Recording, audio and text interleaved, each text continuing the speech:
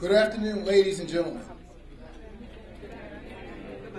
and happy belated Mother's Day to all the great mothers out there, and to the fathers who fill the role of both mother and father. So if you're one of those people, raise your hand. I was just joking. Welcome to the 2014 Maryland Community Action Partnership Annual Leadership and Training Conference. I am Tony Cofield, Board Chair of the Maryland Community Action Partnership, and today we celebrate 50 years of community action. Not only here in Maryland, but across the United States. Each of the 18 community action agencies represented here today have worked in their own geographic areas, helping people to improve their lives and moving people and families from poverty to self-sufficiency. As citizens of the richest state in the richest country during the richest time in the history of the world, I am convinced that most Marylanders believe that everyone who works hard deserves an opportunity to contribute to the full extent of her capacity and to participate in the economic wealth of our rich society. In partnership with the host agency, Community Development Network of Maryland, and other featured nonprofit partnering organizations, we begin this conference with a Gubernatorial Forum, where our candidates will discuss their views on community development and other important issues germane to the work that we do.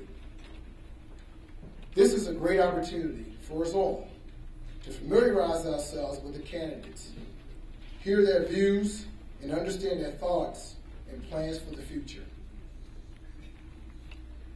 In the decree that began this effort, President Lyndon B. Johnson declared war on poverty in 1964, stating that the United States can only achieve its full economic and social potential as a nation if every individual has the opportunity to contribute to the full extent of his capabilities and participate in the working of our society. The partnering groups here today have worked tirelessly to bring about the goals of that decree. In the past 50 years, we have accomplished much, but in looking at society in general, you can also see the war on poverty is not yet won. There are still great numbers of people in this great country of plenty that still live in the depths of poverty, not knowing how to rise above their circumstances. The programs that we offer provide not only hope, but a real means to escape from the grips of poverty. People struggling to make ends meet don't need or want a handout. They need and want a hand up. And our programs offer just that. Your efforts are imperative to making a change and giving hope. Please be proud of the work that you've done thus far, but the work must continue. Many Maryland families depend on all of us to continue to advocate for a better tomorrow. This Gubernatorial Forum and Conference is a great but necessary opportunity to enhance efforts in creating change for the next generation, particularly those who are less fortunate. On behalf of the Maryland Community Action Partnership Board and Conference Committee members, thank you for joining us in this historical celebration of 50 years of community action. I now welcome Amy Mizeur, Board Chair of Community Development Network of Maryland, for remarks. Thank you.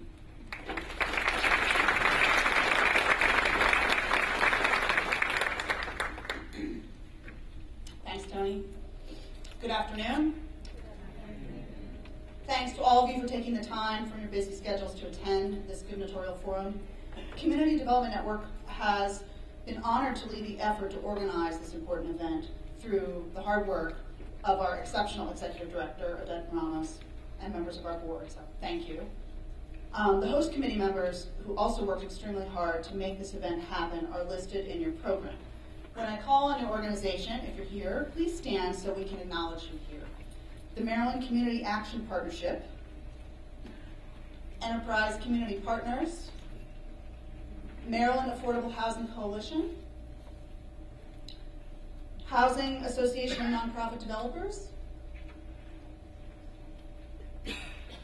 They're here somewhere. Homeless Persons Representation Project, Arundel Affordable Housing Coalition, Citizens Planning and Housing Association, and the Reinvestment Fund.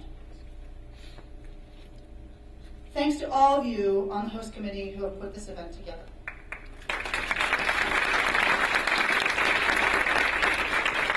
And thanks especially to the Maryland Community Action Partnership for suggesting we make this forum part of your conference, one that is extremely important this year given the 50th anniversary of the War on Poverty. We look forward to many partnerships in the future with your organization and other statewide networks. Another thank you goes to Enterprise Community Partners. Thank you for being the lead sponsor of this event. Thank you very much for making this possible for us.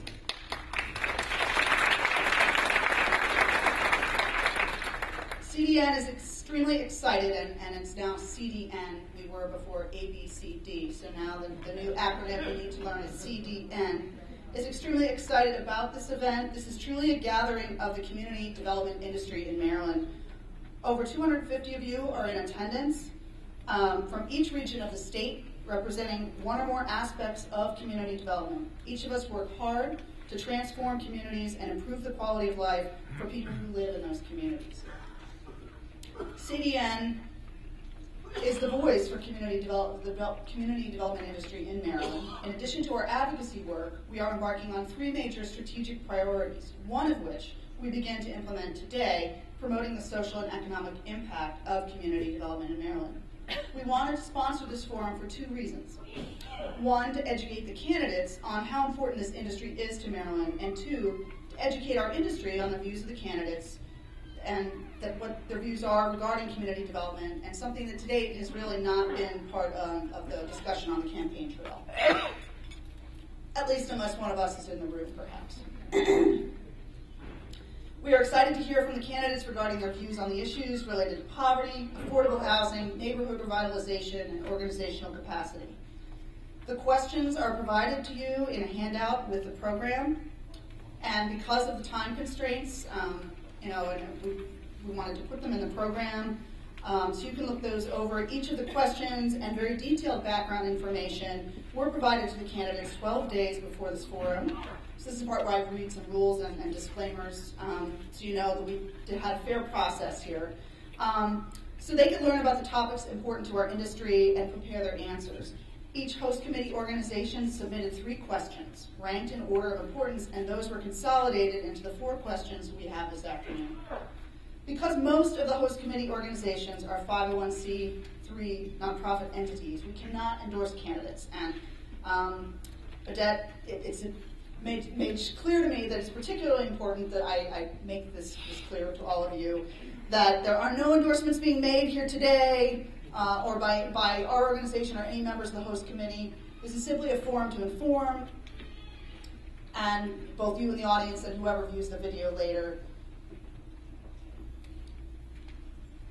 None of the questions, as a result, we were advised that none of the questions should ask the candidates to support one view or another, because I guess the concerns that would imply the organizations would then endorse the candidates who were for a particular issue, and that's not what we're doing. In addition, we want you to know that every candidate for governor listed on the Board of Elections website was invited using a certified letter, email, and phone calls. So thank you. I'm done with the disclaimers and the rules. Thank you for attending this important event. We're very excited to have it. I'd like to turn things over to Andrew Green to get started. He's the opinion editor for the Baltimore Sun. He'll be the moderator of this afternoon's event.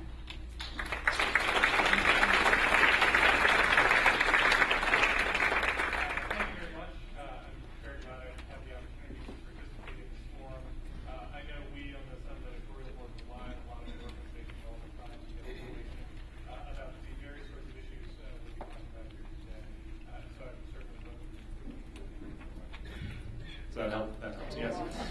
So I certainly hope the candidates who are here today will also have the opportunity to learn about these issues from you as we have. A couple of other rules, not to keep the rule thing going, but we will be keeping time for these questions. Odette will be reading the questions for the candidates. She'll be reading condensed versions, although the candidates, as you heard, were given the full thing, so they'll be expected to answer the full questions, but in the interest of time, she's going to edit them down a little bit.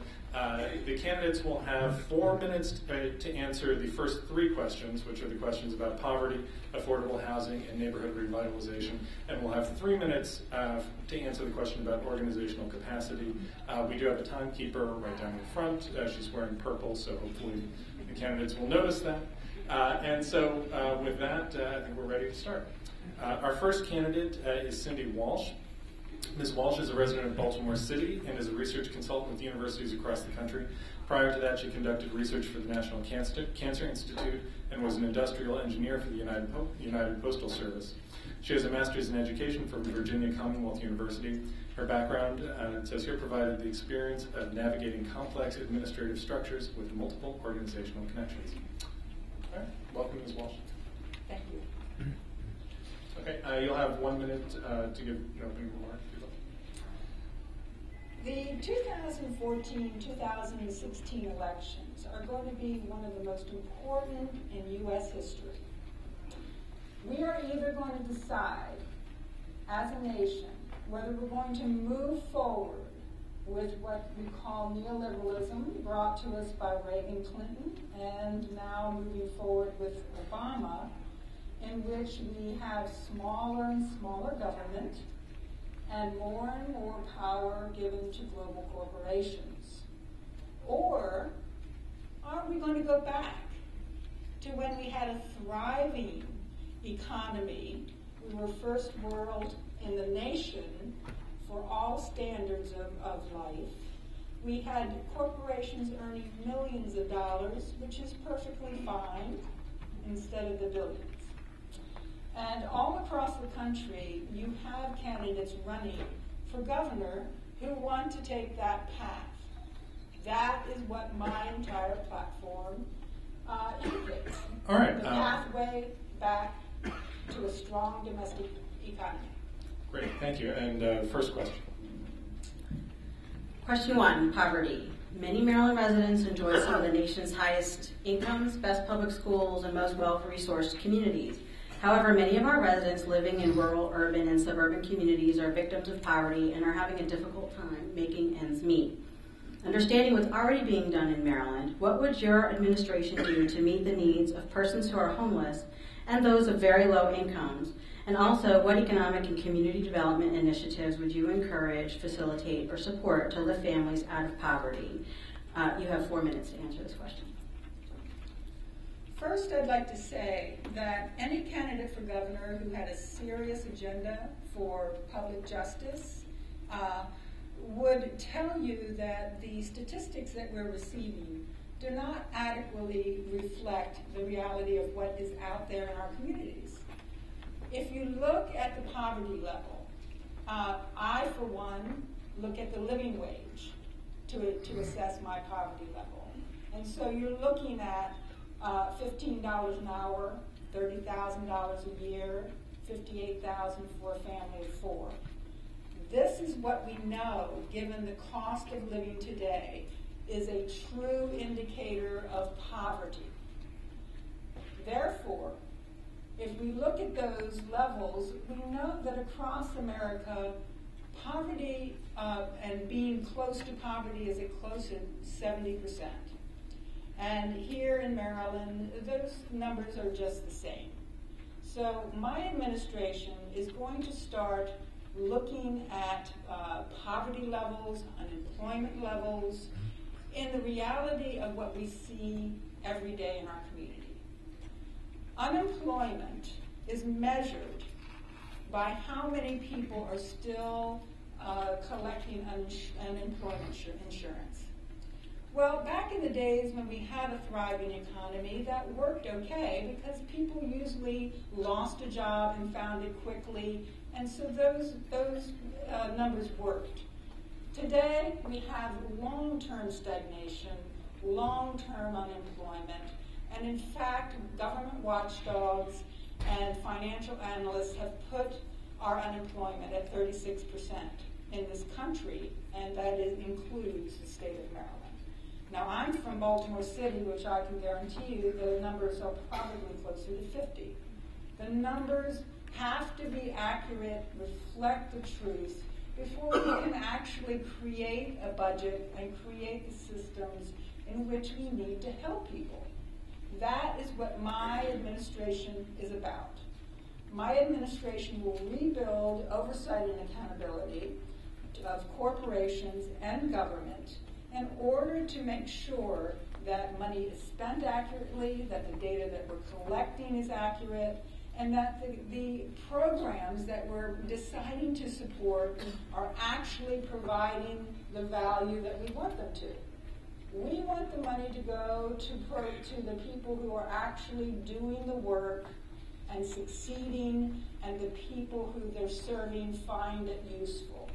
We're having too much of an occasion of having money sent to so many different areas, so many different people that are not overseen, and money is wasted, and people are frustrated with some of the services that they're receiving. So I would encourage you to place the importance in a campaign platform on rebuilding oversight and accountability in the system, the public system in Maryland, and the public justice system, so that people have a government that is seeking to keep them safe from crime, fraud, and corruption, and who give them an adequate resource for pursuing justice when they are victims. This is what my campaign does. How does that affect individual cities and communities? Well, I can tell you, I have a long-term connection to the Eastern Shore of Virginia. And we'll need you to wrap it up, please. Okay. So I will definitely be watching to see that this money that is distributed goes all over Maryland. And I know the rural communities see that as a value. Question 2, affordable housing. Recent trends show that in Maryland, affordability of housing for low-income families has decreased significantly. Moreover, the availability of affordable housing in areas of opportunity is lacking. Typically, housing is considered affordable when a family of any income spends up to 30% of their income towards housing. In Maryland, 25% of all rentable households pay 50% or more towards housing. What would your administration plan to do, administratively and through or supporting legislation, to ensure all Marylanders have a stable, affordable housing throughout the state? You have 4 minutes. The first thing you do in making families stable is provide a stable economy. The thing that makes our social system crazy at this point is the boom and bust of the economy that's created by this global market system. My campaign is completely about rebuilding a domestic economy in the state of Maryland. And so we want to take that money, all of that, there's an innovation center money that's going basically to subsidize corporate R&D, and we want to take all of that marketing money for overseas global development, and we want to bring it back and give it to small and regional business owners here in Maryland. That is what will end this stagnation that we have in our economy. We don't want these big guys deciding whether we're going to have work to do and what it's going to look like. So my administration is going to rebuild the domestic economy, and it's going to help rural Maryland especially, because I am going to make sure that the state distributes money equitably all around the state. Now, for housing, I want to say that the federal housing and urban development under Obama is cutting funding, and they're privatizing the housing and urban development. And they're making it harder for community activists like yourself to go in and help people who need the housing funding.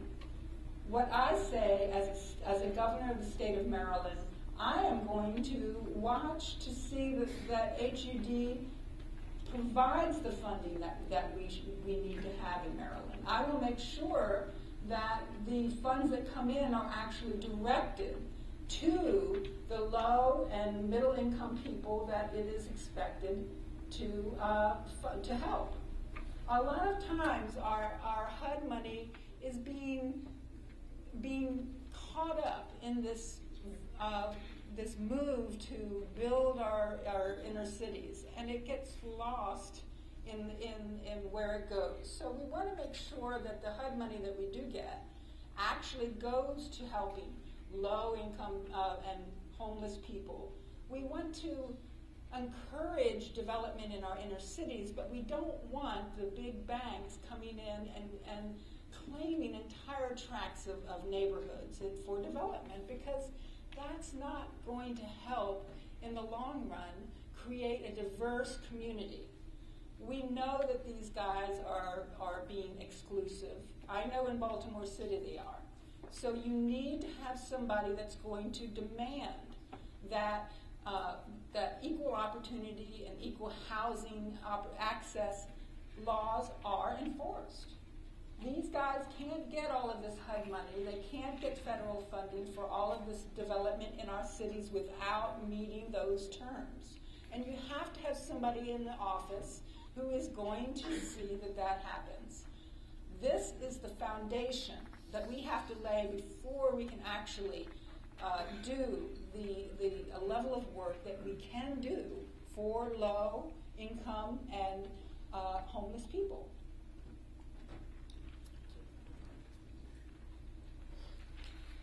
Question 3, neighborhood revitalization. Maryland includes a variety of diverse neighborhoods and communities, including rural towns, inner ring suburbs, and core urban areas in need of revitalization. Common issues include large concentrations of vacant and abandoned properties, underutilized commercial districts, declining housing stock, and a high number of foreclosures. What are your strategies for addressing the various revitalization needs in Maryland communities so that every Maryland neighborhood can thrive? How would you address the lack of goods and services in declining neighborhoods, such as food deserts and lack of transportation? You have 4 minutes.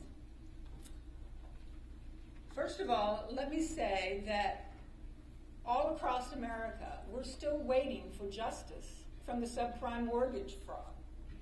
And here in Maryland, the citizens are still waiting for justice from the subprime mortgage fraud.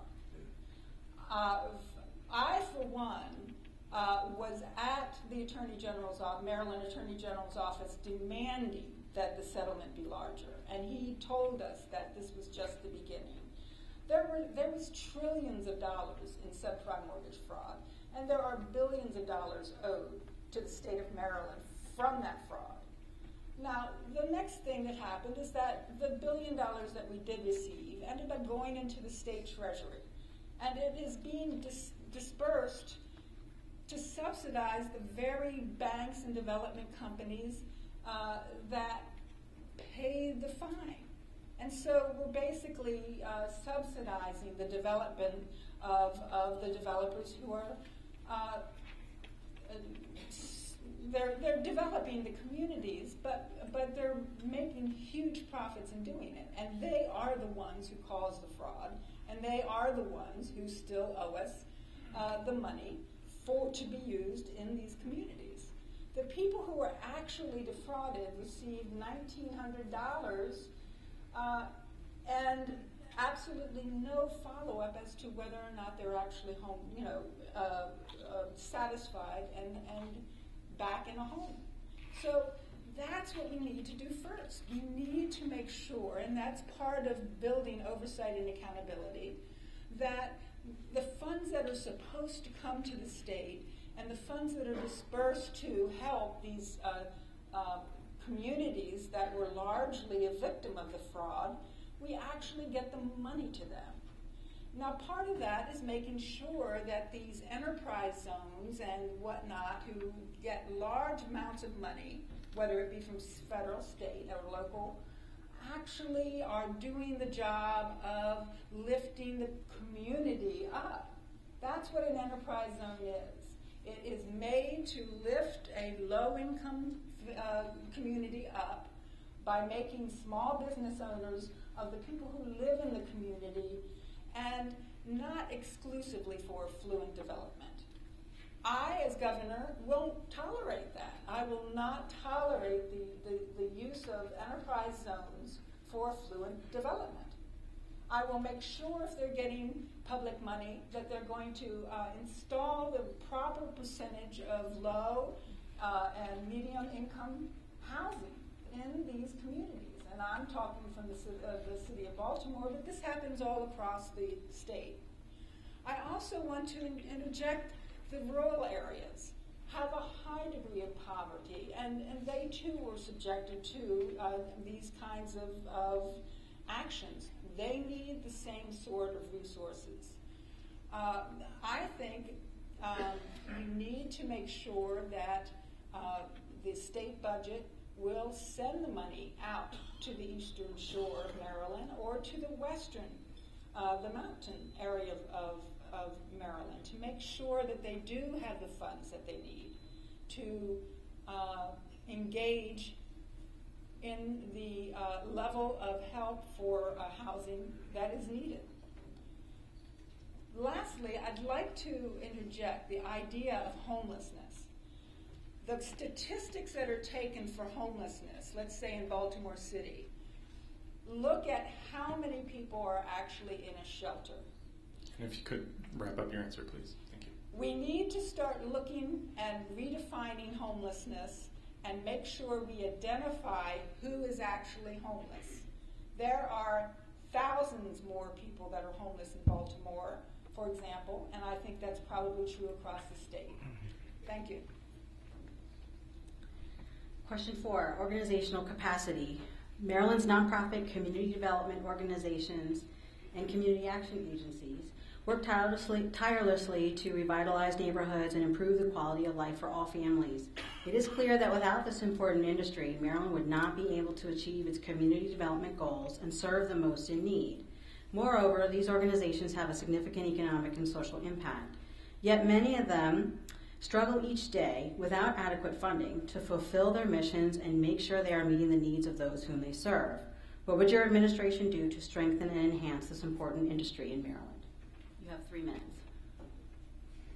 My platform is all about rebuilding the public sector. That is what we need for accountability and oversight. When I say that, it sounds as though I might be against the idea of private nonprofits, and that's not true. Any member of a private nonprofit knows that you have to have a strong public sector that is supporting the organization and the dispensing of the money and the oversight to see if everything is working properly. So my administration is about rebuilding the public sector, and the nonprofit sector, as it has always been the case over the last decades of American history, has a vital role in that.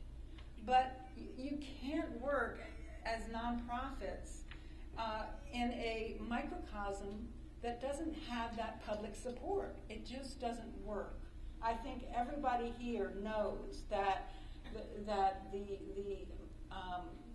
the efficacy of these programs and the turnover from one program to another, from one nonprofit to another, lends a whole lot of waste, and it lends a whole lot of frustration for the people who are the people that we're serving. So I would encourage all nonprofits to be very vocal about the fact we need a strong public sector from which you will partner. And that's what my administration will do. I value the nonprofits in Baltimore. They do a Herculean task. There's much to be done, and they are up to the task of doing it. But I do think that there are too many people out there, too little oversight. Money is being spent that's not working properly for the people that they're serving, and I will look at that. But in doing that, I'm going to make sure that these nonprofits get the money they need to be to provide the services that are their mission statement. I must say that I am a little bit against the idea of national nonprofits coming into communities. I like local nonprofits. They know what needs to be done. We want to make sure that the local nonprofits are getting the money. I do not like to have a whole lot of money sent to these national and global organizations that are coming in and sometimes taking all of the power of policy and implementation away from the people who actually live in the communities. Thank you very much. And now you have the opportunity for closing remarks. When I said at the beginning that we're at a crossroads with the 2014-2016 election, I am literally telling you that your status as citizen is on the line. If anybody understands the Trans-Pacific Trade Pact, it's called TPP, you know that it's sitting right there at Congress waiting to be passed. And if you Google TPP/protests, you know that there are protests all over the world. Millions of people are working to stop this policy because it does take away U.S. sovereignty. It does take away our rights as citizens. It kills public justice and our Bill of Rights. It is huge, and you don't hear it spoken of in any campaign. And in Maryland, I've never seen such a silence, whereas across the country, there's quite a following. So I am telling you that as a citizen who wants to retain the status of citizen, you want to vote for a governor. It's the important position in being an advocate to hold global corporations at bay. And I am the only candidate in this race who is dedicated to doing that. The building the domestic economy is what is going to keep us a democracy. It is what is going to keep public justice and retain our Bill of Rights and constitutional laws. And it is the only thing that is going to keep us citizens. So I would ask you to look at my website, my campaign website. This is Cindy Walsh. You can take a look at Maryland elections, governor's race. You'll see my campaign website. Visit it and vote for Cindy Walsh. Thank you.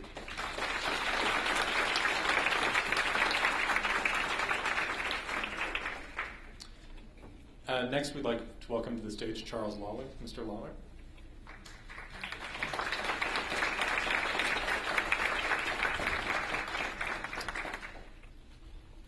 Charles Lollar, it says here, is a proud Marine. I don't believe there is another. Is there another kind of Marine? Yes, sir. Who currently serves as an intelligence officer in the Marine Corps Reserves. He is a husband, father, grandfather, and businessman who resides in Charles County, Maryland. He previously ran for the 5th District in Congress in 2010. Yes. Mr. Lollar, you have a minute for an opening statement, then we'll jump into the questions. Wow. Well, thank you so much, first of all, for having me here. Yes, a 17-year Marine Corps officer. I'm currently stationed down at the 2nd Civil Affairs Group in Bowling Air Force Base. 16-year business executive. I work for a company called Cintas Corporation. I have a plant in Landover, Maryland, with roughly 212 employees, and I run a P&L of about $23 million in my location. I've been the chairman of the Taxpayers Association here in the state of Maryland. I'm a 21-year happily married gentleman to Miss Rosha Rose, who's standing back there in the back, hadn't sat down yet. She and I have 4 beautiful girls. One of them's here today, and somehow she's missing. And I have the most gorgeous grandson you'd ever meet. Very concerned about our state. I'm excited about the questions, specifically where it comes to poverty and providing opportunity for those who, A, don't have one, and B, want a better direction to go. I expect for it to be informative from not just my perspective, but hopefully from yours as well. A lot of times people aren't used to Republicans having a heart. We do. At least I do. And I'm very concerned about where we're going. I think the red sign means yes, stop. That does mean stop. Right. So I think I have to stop. So first question. Yes, thank you. Just so you know, you got the questions ahead of time, and I'm consolidating them a little bit, but you're expected to answer the questions you got. Of course. Thank you. Maryland resident, this is the poverty question. Maryland residents many Maryland residents enjoy some of the nation's highest incomes, best public schools, and most well-sourced communities. However, many of our residents living in rural, urban, and suburban communities are victims of poverty and are having a difficult time trying to make ends meet on a daily basis. What would your administration do to meet the needs of persons who are homeless, as well as those with very low incomes? And also, what economic and community development initiatives would you encourage, facilitate, or support to lift families out of poverty in Maryland? You have 4 minutes. First and foremost, we need to provide them with jobs. I want to take one particular area as an example, Baltimore City. Some areas in Baltimore City, 1 in 3 don't have a job.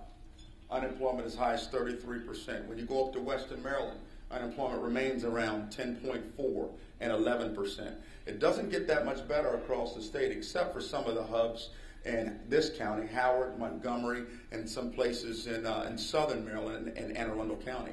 Our state struggles because, A, we've pushed so many jobs out of this state over the past 7 years. You've heard the numbers, whether it's 4,000 or 5,000 businesses we've pushed out of this state because of terrible economic policies. That is a real problem. That's a real concern. People need jobs. I want to play a role, and our administration is going to play a leading role in bringing those jobs back here to our state. But one, not from a confrontative standpoint. We want to bring these jobs back to our state and require them in specific areas, especially areas, some of the more harder hit areas when it comes to our economy, to open up enterprise zones. So when those manufacturing jobs get there, when those other businesses get there, it will require them to ensure they hire people from the area in which they place their businesses. Education is also important. Children, as you know, they soak up information like sponges, especially from grades 1 through grade 7, and we need to ensure that we invest in early childhood education to help get kids excited about education early on.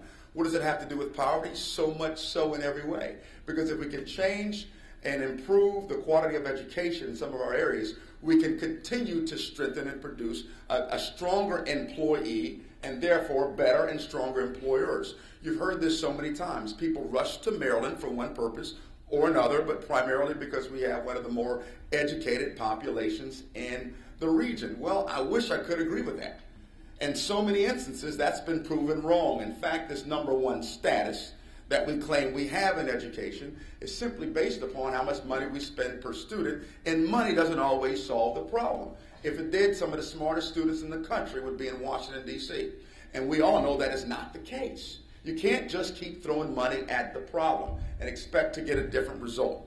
So we want to ensure that we're focusing our attention on making the education system better, helping our teachers to make sure this money that is given toward education doesn't get locked at the administrative level, but rather it actually does make it all the way down to the classroom. And we also want to ensure that parents get more involved in the education of their children. You can't just, those days of dropping your child off at school and saying now it's the teacher's problem, those days are long gone. Because it takes both the parent and the teacher and the community to produce, in my estimation, a better citizen.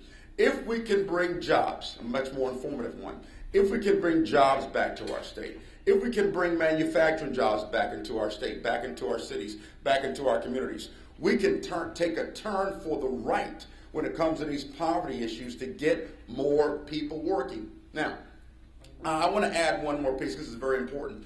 It also is going to take community involvement. Organizations like many of those that you all are a part of. I am not going to stand up in front of you and make a bunch of promises that I don't intend to keep. Anything I say I'm going to do, I will do. 30 seconds, really.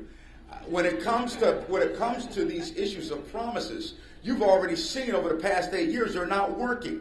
We went from 7 to 10% poverty increase, and that's just what we can capture. So you've heard enough people stand in front of you, and I'm sure you have 3 more after me that'll make a bunch of promises to you. It's not working. Our plan, our policy will work if we start focusing on the right things and start taking poverty more seriously. Isn't that something? I Thank you so much. Question 2, affordable housing. Recent trends show that in Maryland, the availability of housing for low-income families has decreased significantly. Moreover, the availability of affordable housing in areas of opportunity is also lacking. What would your administration do, both administratively and through or supporting legislation, to ensure all Marylanders are able to have stable, affordable housing throughout the state? You have 4 minutes. Thank you. Affordable housing is very important. If you don't have affordable housing, it makes it really difficult for you to maintain a family. In order to get affordable housing, of course, you have to have a job. Now, I already covered this side of jobs, and hopefully I think that got through pretty well. But when it comes to housing, there's a lot that we have to do from this intent. What will our policies do? Economic poverty, otherwise. What will those policies do to ensure that the intent at the end of the help, it's making that person and that family better and not worse? Policies that maintain and keep individuals in poverty so they can continue to depend on poverty, I am not going to accept whatsoever. If there's one thing I learned, my wife and I started a church down in Douglasville, Georgia.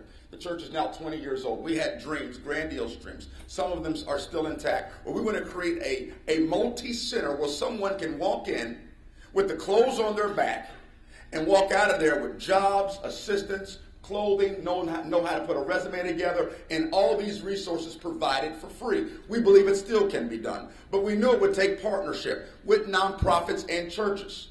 My goal then was to talk to pastor after pastor, try to keep them from being so concerned about growing their churches and doing more for their communities. Because quite honestly, I got tired of hearing pastors stand up thanking their congregation for $500,000 cars that are being bought for their services when that could have been used so much better in so many areas. That offended people, but that's okay. Poverty is a $1 billion industry. If you want to take it seriously, it means you have to look at the problem. We're talking about housing now. How do we develop housing using community development, using nonprofit partnerships, and using churches to ensure that whatever policy is in place from the Lollar administration, it makes the person and the family better? I've seen example after example. One is right in Baltimore City. So proud of the pastor down there, which I don't want to get him in trouble, so to remain nameless, but his church built a senior center as well as a senior for single moms. And it's a 175-bed center where moms can come in. They put that family on a plan. And over 5 to 7 to 10 years, they help them off of assistance into the mainstream work, provide them a job, and help them and their family through the process. These are the kind of policies, and these are the kinds of things that the Lollar administration is going to take hold on. If you're asking me to approve of housing that leaves people trapped in a condition that as long as they become even more unproductive than they already are, but still keep throwing tax dollars at it, I'm not your guy. Don't vote for me because I'm not going to do it. We have to make sure at the end of the conversation, the families are going to do better, not worse. And it doesn't mean that we have to be hateful and send these search teams after families and scrutinize everything that they do and everything that they buy. I'm not saying that either. But I am saying that we have to make sure, whether it's housing, whether it's food stamps, whatever the product or program is. Listen, the person that's talking to you, I've been in ministry for over 20 years. I pastored for 14 years. I've seen the highs, the lows, the good, the bad, and the ugly. I had one family come up to me, Charles, will you help us with our electric bill? I said, I'll tell you what, I won't give you the money, but give me the bill. They got offended and wouldn't come back. If we want to fix the problem, that includes housing, poverty, or any other one for that matter, the intention has got to be so the family gets better, not worse. And there will be times when I call upon organizations like these where we can sit down and have hard conversations of how to fix the problems. And if that's what you want to do, then I want to be your governor. Thank you. Question 3, neighborhood revitalization. Maryland includes a variety of diverse neighborhoods and communities, including rural towns, inner-ring suburbs, and core urban areas in need of revitalization. Common issues include large concentrations of vacant and abandoned properties, underutilized commercial districts, declining housing stock, and a high number of foreclosures. What are your strategies for addressing the various revitalization needs in Maryland communities so that every Maryland neighborhood can thrive? How would you address the lack of goods and services in declining neighborhoods such as food deserts and lack of transportation? You have 4 minutes. Thank you. First and foremost, if families are currently in their homes and they're doing all they can to make their payments, and they were provided up front, that they went through due process to fill out the necessary loan paperwork, if things weren't disclosed to them as they should have been, or we got into the predatory lending thing, which was big here in the state of Maryland, and specifically in Prince George's County, those families need to be able to keep their homes. I called for, and I was one of the few candidates for governor, Republican or Democrat, that called for a moratorium against these foreclosures, against these innocent families here in the state of Maryland and in Prince George's County. I was very bold with that. We had a meeting down at the Jericho City of Praise, a very large church in Middle Maryland, where, again, I was the only candidate for governor that actually showed up in person, while others sent their lieutenant governors and people to speak for them on their behalves. We have to do a better job fighting predatory lending, because it doesn't make sense for lenders to just be able to, whether you want to cherry pick one way or the other and do it disproportionately based upon diversity, which happens all the time, and then decide who is and who will not be able to keep their homes based upon a foreclosure commitment, a lending commitment that had predatory written behind it. They need to stay in their homes. Those abandoned buildings and communities, we have to rebuild and revitalize by allowing, whether it's nonprofits, whether it's business opportunities through enterprise zones, or even churches and other civic organizations, to be able to have an easy way forward to get into those buildings. One of the biggest problems with buildings that are left unkept, foreclosed, or emptied in communities, it becomes a fester of illegal and unethical opportunity inside those buildings, which slowly but surely adds to the deterioration of the community. We can and must do better.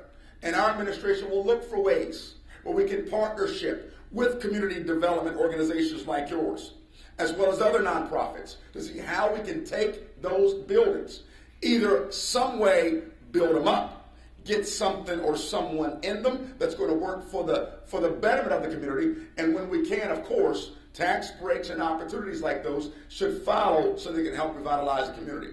I've seen it happen successfully in two specific areas, and took a tour of one right downtown Baltimore City in northeast Baltimore City. So I know it can work, and it can work well. And I don't just want to focus all my attention and my points on Baltimore City. These types of vacant buildings are in Western Maryland as well. Just travel up with me sometime as often as I go. We can turn and we can revitalize our communities, and I do realize it takes many of the organizations like the ones in this room to make that successful. Our administration will be open to having those conversations, building those types of partnerships. In fact, our economic policy demands it. It calls upon it.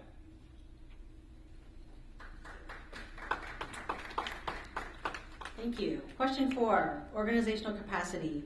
Maryland's nonprofit, community development organizations, and community action agencies work tirelessly to revitalize neighborhoods and improve the quality of life for all families.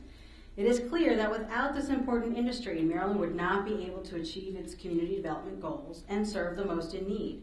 Moreover, these organizations have a significant economic and social impact in Maryland. Yet many of them struggle each day without adequate funding to fulfill their missions and make sure they're meeting the needs of those whom they serve. What would your administration do to strengthen and enhance this important industry? You have 3 minutes.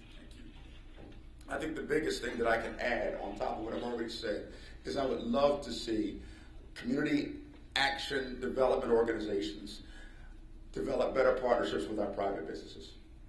I think it's important. One of the things that the First Lady of Maryland wants to do, my wife Rose, if we're honored enough to be in that position, is hold different galas once a quarter, highlighting one nonprofit. Each quarter, highlighting one, whether it's one nonprofit or a group that all participate in the same thing, focus, to bring businesses small and large in to help really build financially the dollars it's going to take for us to be able to reinvest back into our community leaders. We realize that the funding is growing short. We also realize that the pace that we're on is not sustainable. I understand that. The only way that we can, outside of increasing taxes, something I'm not going to do, the only way that we can ensure that a lot of the organizations that you all have continue to be funded, especially the ones, I should say specifically the ones, that carry the same intent as what I outlined earlier. We have to do more fundraising and more money fundraising from our business leaders in this state, and the assumption that our business leaders do not have the best interest of all Marylanders, to include those that are in poverty. The assumption they don't have a common tie and they want to help with that as well is false. I have yet to run across any private business owner or CEO or general manager that does not have a heart for his employees, or even those in and around his community where they are struggling to get jobs. We are blessed to live in a state where employers actually want to get people working. They want to invest more into the lives of their employees and those they look to hire, because they realize that innovation only happens when you have human capital. Machines can't do everything, nor do they want machines to do everything. But the type of economic policy and the conditions that the state is in right now has made it difficult, if not impossible, for any business to grow. Why do you think that 47% of Marylanders polled said within 12 to 18 months they're leaving Maryland? There's a reality there. On top of the 5,000 businesses that have left the state, taking with them $5.5 billion in revenue, have left this state. And the more people talk about increasing minimum wage, the more I say to individuals over and over again, you can increase the minimum wage to $50 an hour. If the state government takes $45 an hour of it, you're still left with $5 an hour. We're taxed out of our mind. We even have a rain tax in this state. The only state that taxes rain or stormwater runoff fees. We have a progressive tax on gas. Sometimes what amuses me is not necessarily what politicians are saying, it's what they're not saying that drives me nuts. That's what's hurting us, and that's what's hurting our industry. All right. Thank you, Mr. Lollar. You have 3 minutes for a closing statement. In closing, I just want to make sure that you are left with one impression outside of all the other ones you've already gotten. A Lollar administration will absolutely care about every single citizen in the state, not just the ones that throw money at campaigns. I'm not particularly in love with that concept anyway. It's not like we're raising a whole bunch of money, although we will. But it's not about the wealthiest of Marylanders or the least wealthy of Marylanders. I want to be the best governor I can be for all Marylanders. And I want to work hard for your vote. I want to work hard for your support. But what I don't want to do is continue down the road where we penalize people who need help the most and pass policies and cater to policies that keep people stuck in the same economic condition without seeing it better for them. The best way I can close is with this example. I was working with Wayne Cooper down in Charles County. At that time, he was the president of the commission board. He and I went out, as I stated earlier, I'm a business GM. He and I went down to a town just south of my little city of Newburgh, down there in Charles County, and we offered a young lady who lived in a trailer park at the time a job and a vehicle. The young lady said, well, can I at least get back to you on it? We said, sure, we'll come back, that's fine. Went back to her, both me and the commissioner. She turned us down, the job and the car. You know what her reasoning was? She said she gets too much money and assistance. If she goes to work, she'll actually make less than she's making now staying home. That's the reality of some Marylanders in this state. I no longer want that testimony to be going through this state the way it has. I'm looking for an opportunity, not just to be a governor, but to lead candid and open conversations about poverty. In some respects, I want to see us defeated, and I know that we can. And I believe that the people in this room are honest enough to say that you want to work yourself out of a job. You would love to wake up one day and realize there's no poverty left to work with because everyone has something.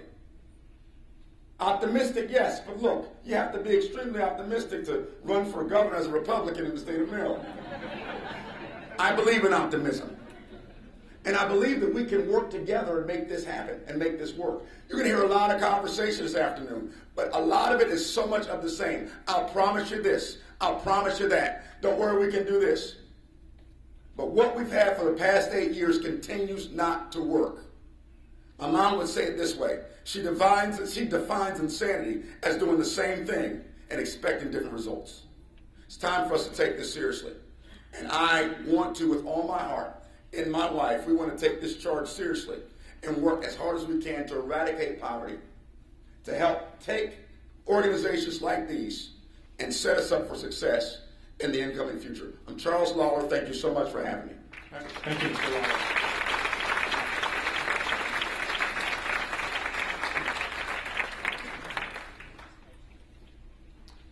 All right, next up we have Delegate Heather Mizeur. Delegate Mizeur has twice been named to the list of Maryland's top 100 women. She was elected to the Tacoma Park City Council in 2003, and since 2006 has represented the 20th District in Montgomery County in Annapolis. Delegate Mizeur has more than 15 years of policy experience and is focused on expanding health care to children, protecting reproductive rights for women, protecting the environment, and enhancing technology jobs. Delegate Mizeur.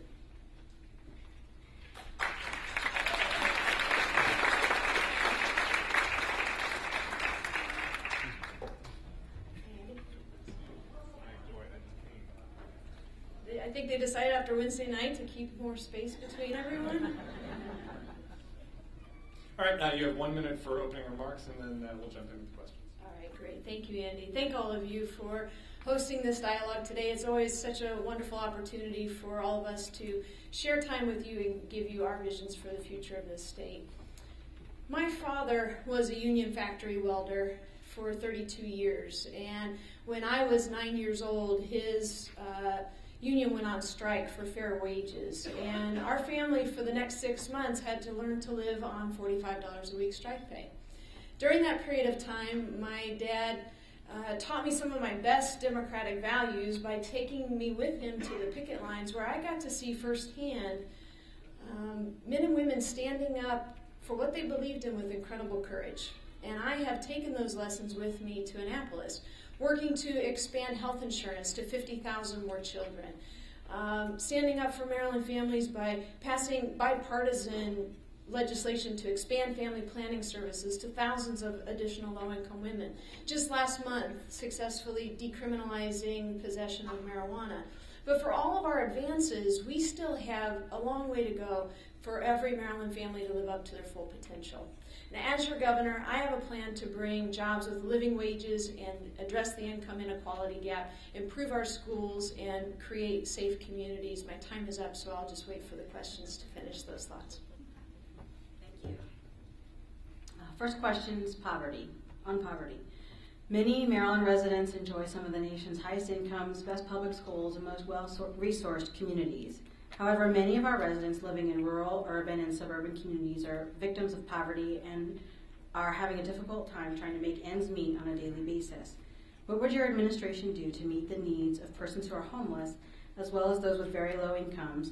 And what economic and community development initiatives would you encourage, facilitate, or support to lift families out of poverty in Maryland? You have 4 minutes. Thank you very much. As I mentioned, I come from a working class family, and addressing the income inequality gap really has been a cause of a lifetime for me. I'm the governor who's going to get this done. I have a plan to turn our minimum wage into a living wage. We will see the next governor run for re-election before we even get to $10.10 an hour. I want to get us to $16.70 an hour. No one should be working 40 hours a week and still living in poverty. But on top of that, we have to index the wage for inflation, or the cost of living is going to continue to eat those advances up. And for our tipped workers, so many low-income families and people of color are working at $3.63 an hour, and our current minimum wage increase did nothing to increase the wages for our tipped workers. My plan for a living wage would do all of those things. Get us up, boost the wage up, index it for inflation, and address so that tipped workers get 70% of what the new floor wage would be. On taxes, I want to make sure that low-income and middle-income families are able to earn more, as I just discussed, and be taxed less.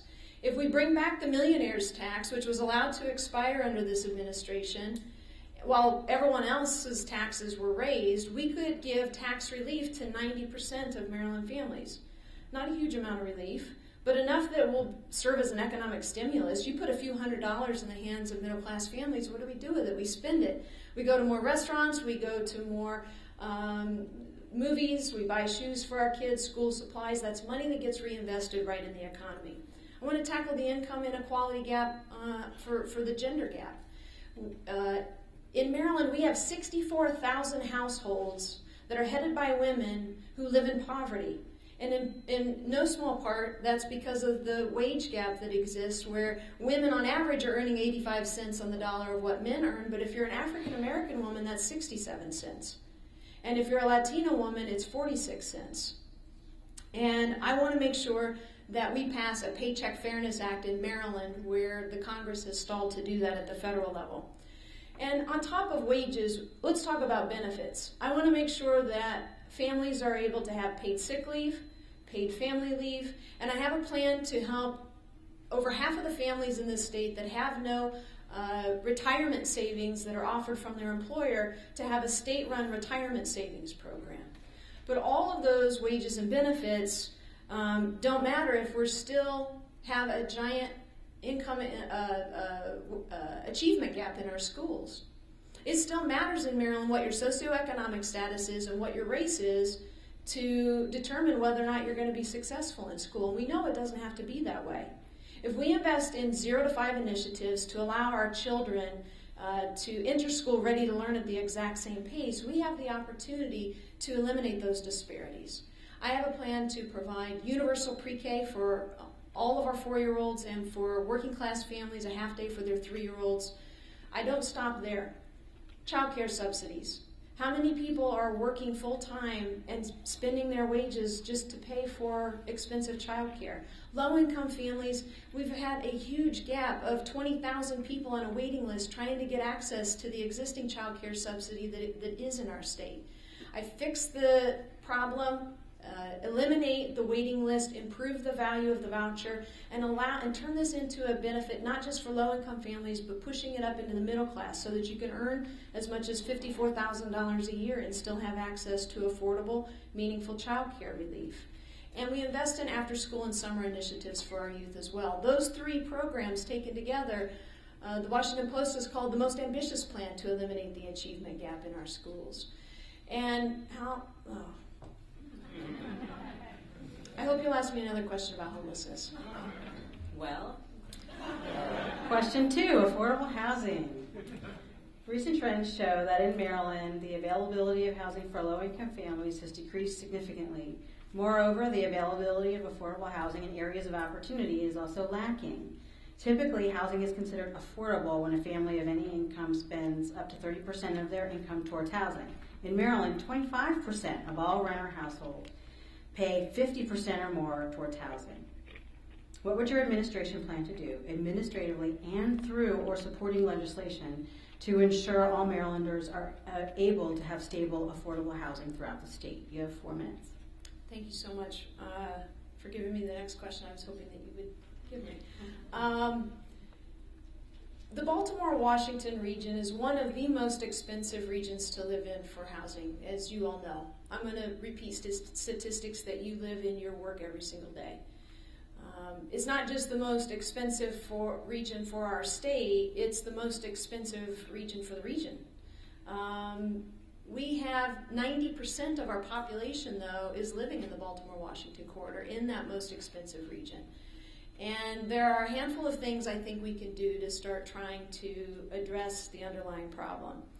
One is increasing the amount of investment that we put in the Maryland Affordable Housing Trust. Right now, it's averaged about $1 to $2 million a year. It's been capped at $150,000 when someone goes in to get access to the funds.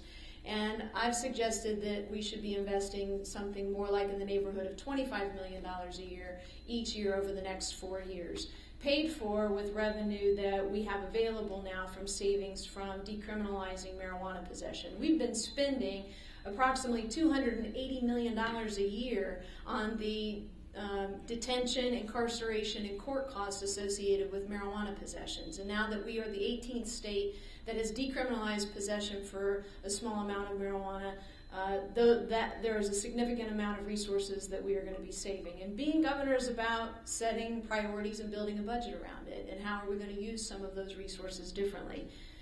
But within the Maryland Affordable Housing Trust, I want to see us reorganize how we give priorities for low-income families in high-opportunity areas for this grant funding opportunities. Because right now it's coming on a first-come, first-served basis for applications. And I'd like to fix that so that we have stronger criteria to make sure that we prioritize these investments for areas around transportation hubs or around high-priority areas that people are wanting to move into but have become too expensive to be able to live in. And I want to, the third piece is I'd like to end income discrimination in these in this process. It still matters to some people, and you're allowed to discriminate in housing based on what your source of income is for being a renter or wanting to have access to affordable housing. And I think if we eliminate the discrimination on your source of income, we can improve more affordable housing opportunities. Now, in Montgomery County and a handful of other counties where they're doing a really great job of improving the number of moderately priced dwelling units as a part of their zoning, I think we could do more to incentivize some of this extra money from the Affordable Housing Trust to counties and communities that are using the MDPUs as part of their zoning process. And on homelessness, let's just put this out here. It is not a quaint political campaign season scenario to say that we want to try to eliminate homelessness, because we have examples where this is already taking place. If Utah can do it, certainly Maryland can. And their Housing First approach in Utah is something that I've been taking a really close look at.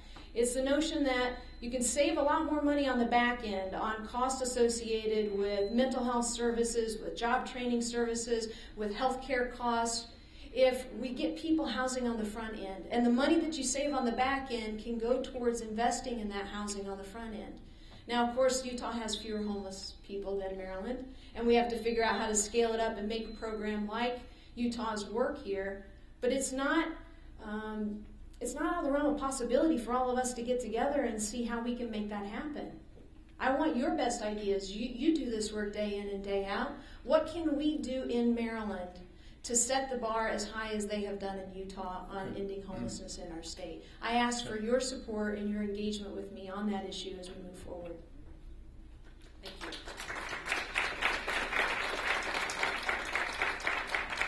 Question 3, neighborhood revitalization. Maryland includes a variety of diverse neighborhoods and communities, including rural towns, inner ring suburbs, and core urban areas in need of revitalization.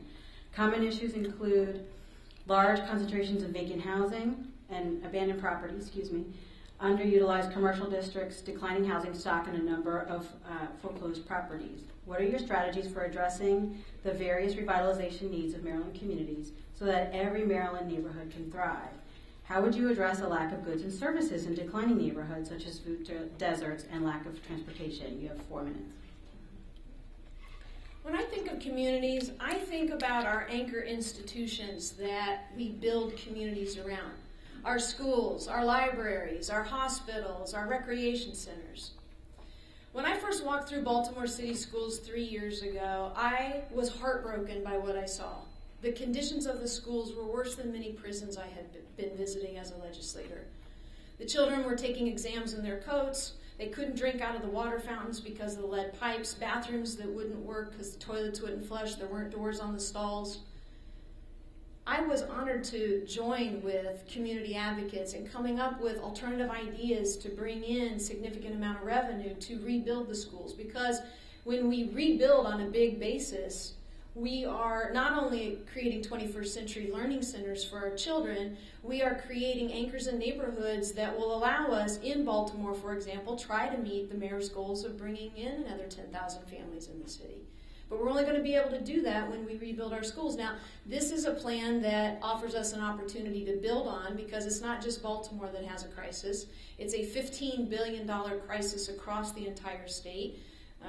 Almost $3 billion of that was in Baltimore. That's why we had to fix the problem there first. But now we have a model on how we can grow and do this in other jurisdictions across the state.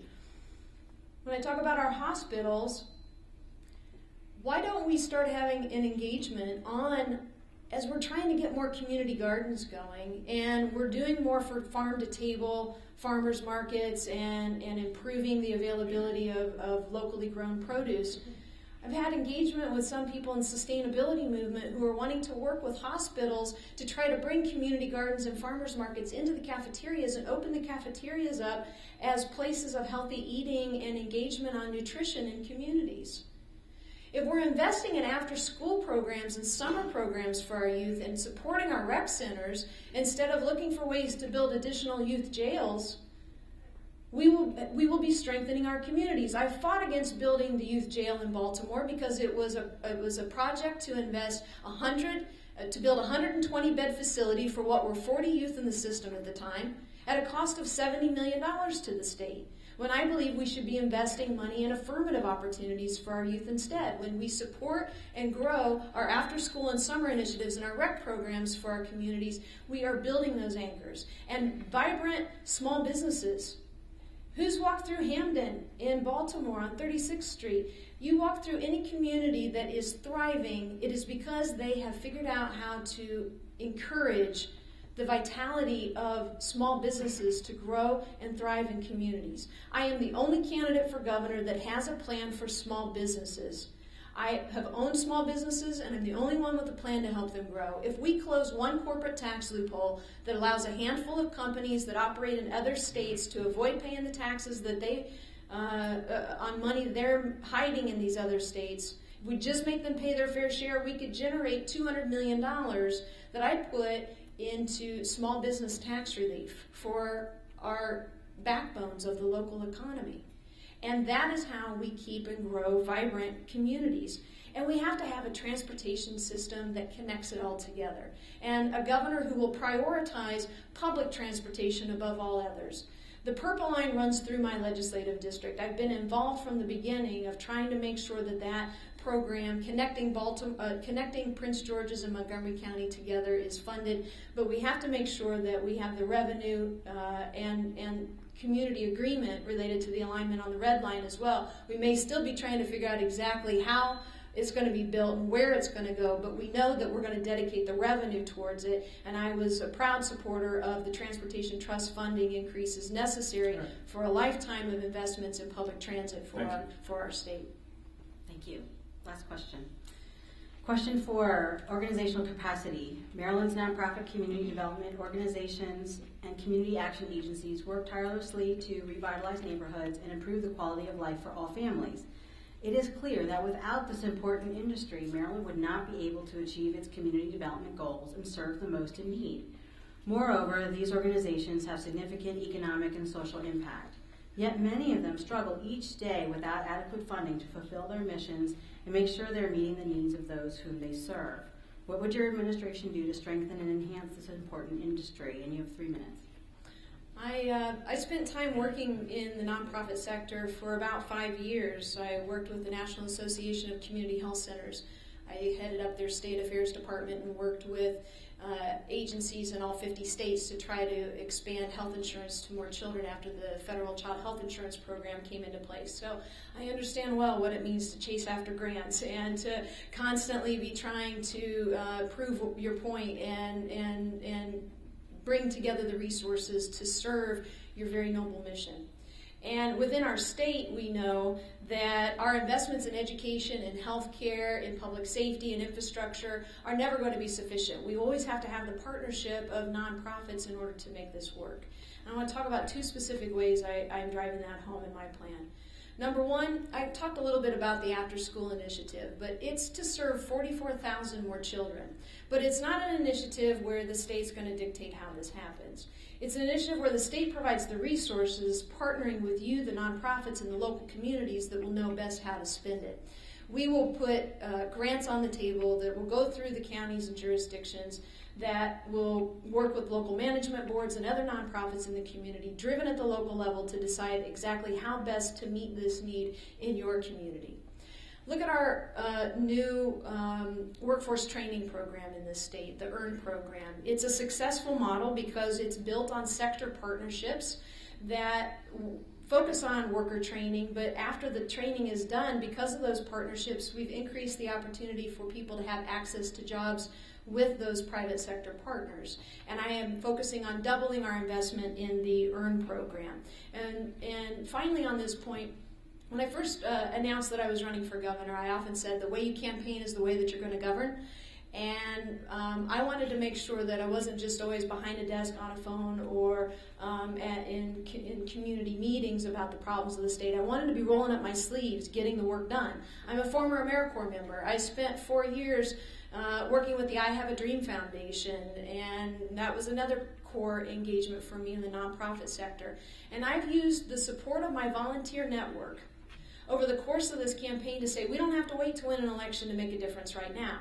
We can do this. Let's get out and make a difference. And we've been working and engaging with nonprofits all across the state to provide extra resources to address some of the big critical problems on the ground. And as those conversations, when we're out there doing this work, what I have learned is that there's no audit that has ever been done to try to better understand what is the capacity of our nonprofits, what is the capacity of the state budgets, where are the priorities being focused, and how can we better align the work that we are supposed to be collaborating on as a state and as a nonprofit sector. And I think that that is one thing that is really begging for leadership in this state, is to work with all of you to create that kind of understanding of capacity, focus on our priorities, and let us all serve more people with our joint missions. All right, thank you. Now you have 3 minutes for closing remarks. Thank you very much. Earlier in the fall, one of those community service projects that we did last year, we were serving meals at a homeless shelter. And I met a woman afterwards. I sat down and did a dialogue with the women off the record just to better understand what happened in their lives, why they were in this facility. And one of the women explained to me in heartbreaking detail how she was in this shelter because she had a job that didn't pay her enough money to be able to afford her housing in Montgomery County. And not only had she become homeless, but her son, her 8-year-old son, was put into the foster care system because there was no sheltering opportunities for her and her son together. There is no scenario where that is okay.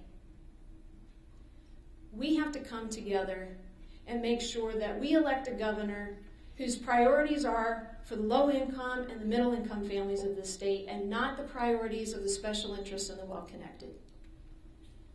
I am focused on addressing these inequalities. The inequalities in our schools, in our wages, in our housing opportunities in this state.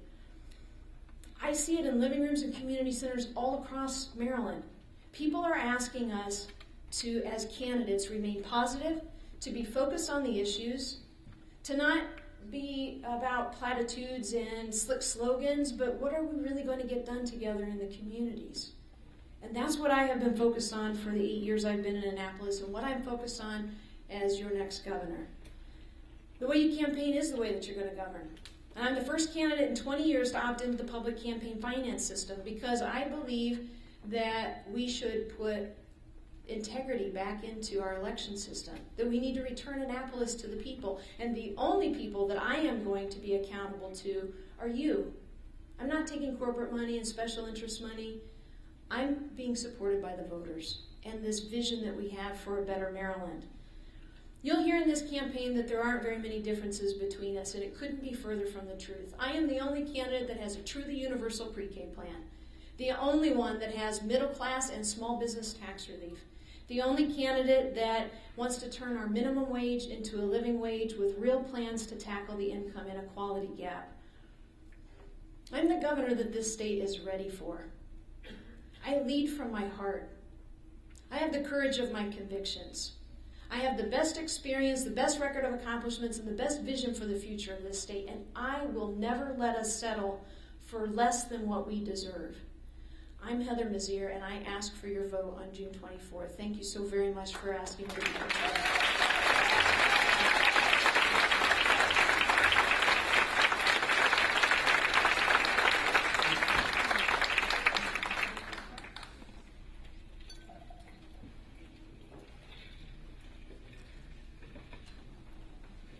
Thank Thank you, Delegate Mizeur. Next up is Lieutenant Governor Anthony Brown. Lieutenant Governor Brown was elected to the Maryland House of Delegates representing the 25th District of Prince George's County in 1998 and rose through the ranks to become Majority Whip. In 2006, then Delegate Brown was tapped by Baltimore City Mayor Martin O'Malley to serve as Lieutenant Governor, where he has used his office to focus on education and healthcare. Hello, everybody. How are you? Am I on? All right, you've got 1 minute for opening statement, and then Odette will. Where's the timekeeper? I always miss that in these forums. There you are. What are you going to show me so I know? 30 seconds. And I'll cough. Just don't throw that glass of water at me.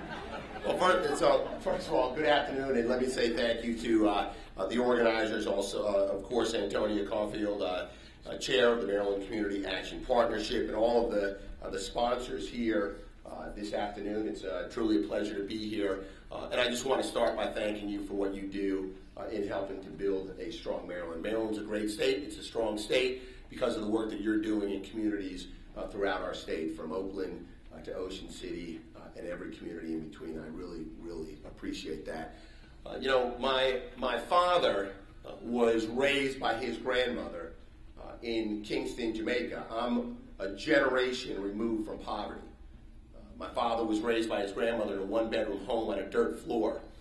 And my father beat the odds to make it to America, first in our family to get a college education, because his mother, my grandmother, who was already in this country, she was not a wealthy woman. In fact, if you either saw the movie or read the book, The Help, that was my grandmother, not the movie. We're not getting royalties, but the work. She was a domestic servant, worked for wealthy families. A woman without an education would knew the importance of an education. She saved her money, and she brought my father to America. And he spent a lifetime after graduating medical school serving our neighbors. And he taught me the lesson of service, and that's why as Lieutenant Governor I've been extremely privileged, although I don't come from privilege, to be able to serve with each and every one of you as we serve our community. All right, thank you. Thank you. First question, poverty.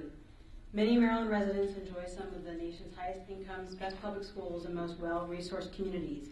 However, many of our residents living in rural, urban, and suburban communities are victims of poverty and are having a difficult time trying to make ends meet on a daily basis. What would your administration do to meet the needs of persons who are homeless, as well as those with very low incomes? And also, what economic and community development initiatives would you encourage, facilitate, or support to lift families out of poverty in Maryland? You have 4 minutes. Great.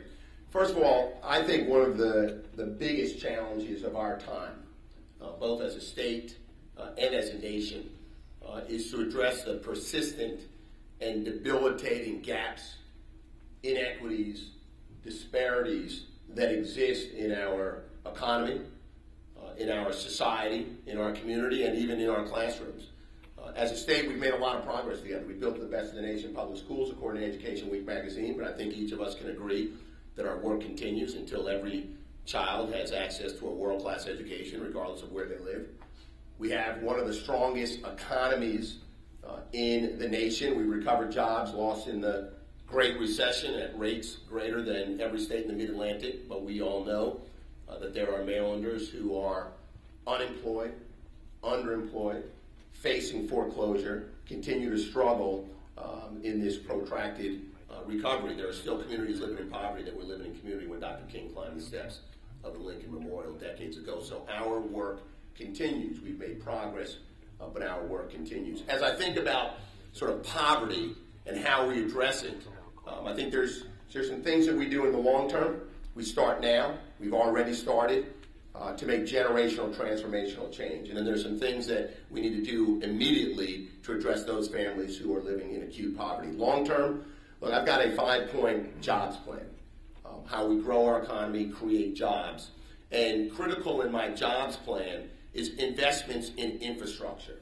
So whether you're talking about the $2.3 billion purple line, whether we're talking about the $2.6 billion red line, the $1.1 billion that we invest in our schools in Baltimore City, investments in infrastructure is a good way for us to kickstart the economy and to address the unemployment and underemployment needs of so many in our community. How do we do that? Well, building schools and rails and investments at the port, that's good. Quality of life, commerce, the economy. But when we make those kinds of investments, we need to ensure that, one, we have local hiring agreements. So that when we ask Marylanders to give more, so that we can invest more in infrastructure, we're putting Marylanders to work. So every infrastructure project, every major infrastructure project in a Brown-Ullman administration will require local hiring agreements. And along with that, also apprenticeship programs. And whether that's labor or non-labor apprenticeship programs, we have to ensure that the Marylanders that we're putting to work on those jobs can develop the skills not only to deliver those projects, but the skills that they'll take to other projects, whether they're public sector or private sector jobs. So infrastructure is huge, and investments in education and training. That's why I rolled out in December, how's my time, 1 minute. In December, I rolled out for my education plan, pre-K expansion, but also greater investments in career technology education. We know that 35% of the jobs that are going to be created in Maryland over the next 8 to 10 years won't require high school, will not require a college degree, but more than a high school diploma. That's career technology education. Short term, what do we need to do? Look, I took a lot of hits on the implementation of the Affordable Care Act. People said we didn't meet our numbers. We enrolled 260,000 Marylanders in Medicaid through the Affordable Care Act. Whether, in America, health insurance for the working poor is Medicaid. It's investments in Medicaid. We're the only state that has a strategic goal to end childhood hunger. We're going to meet that goal and exceed that goal. And affordable housing, which I think we're going to get to in another question. But those are some of the things that we can do in the short term to address the immediate acute needs of those living in poverty. How am I doing on my time? Good. 1 second. Thank you. Question 2, affordable housing.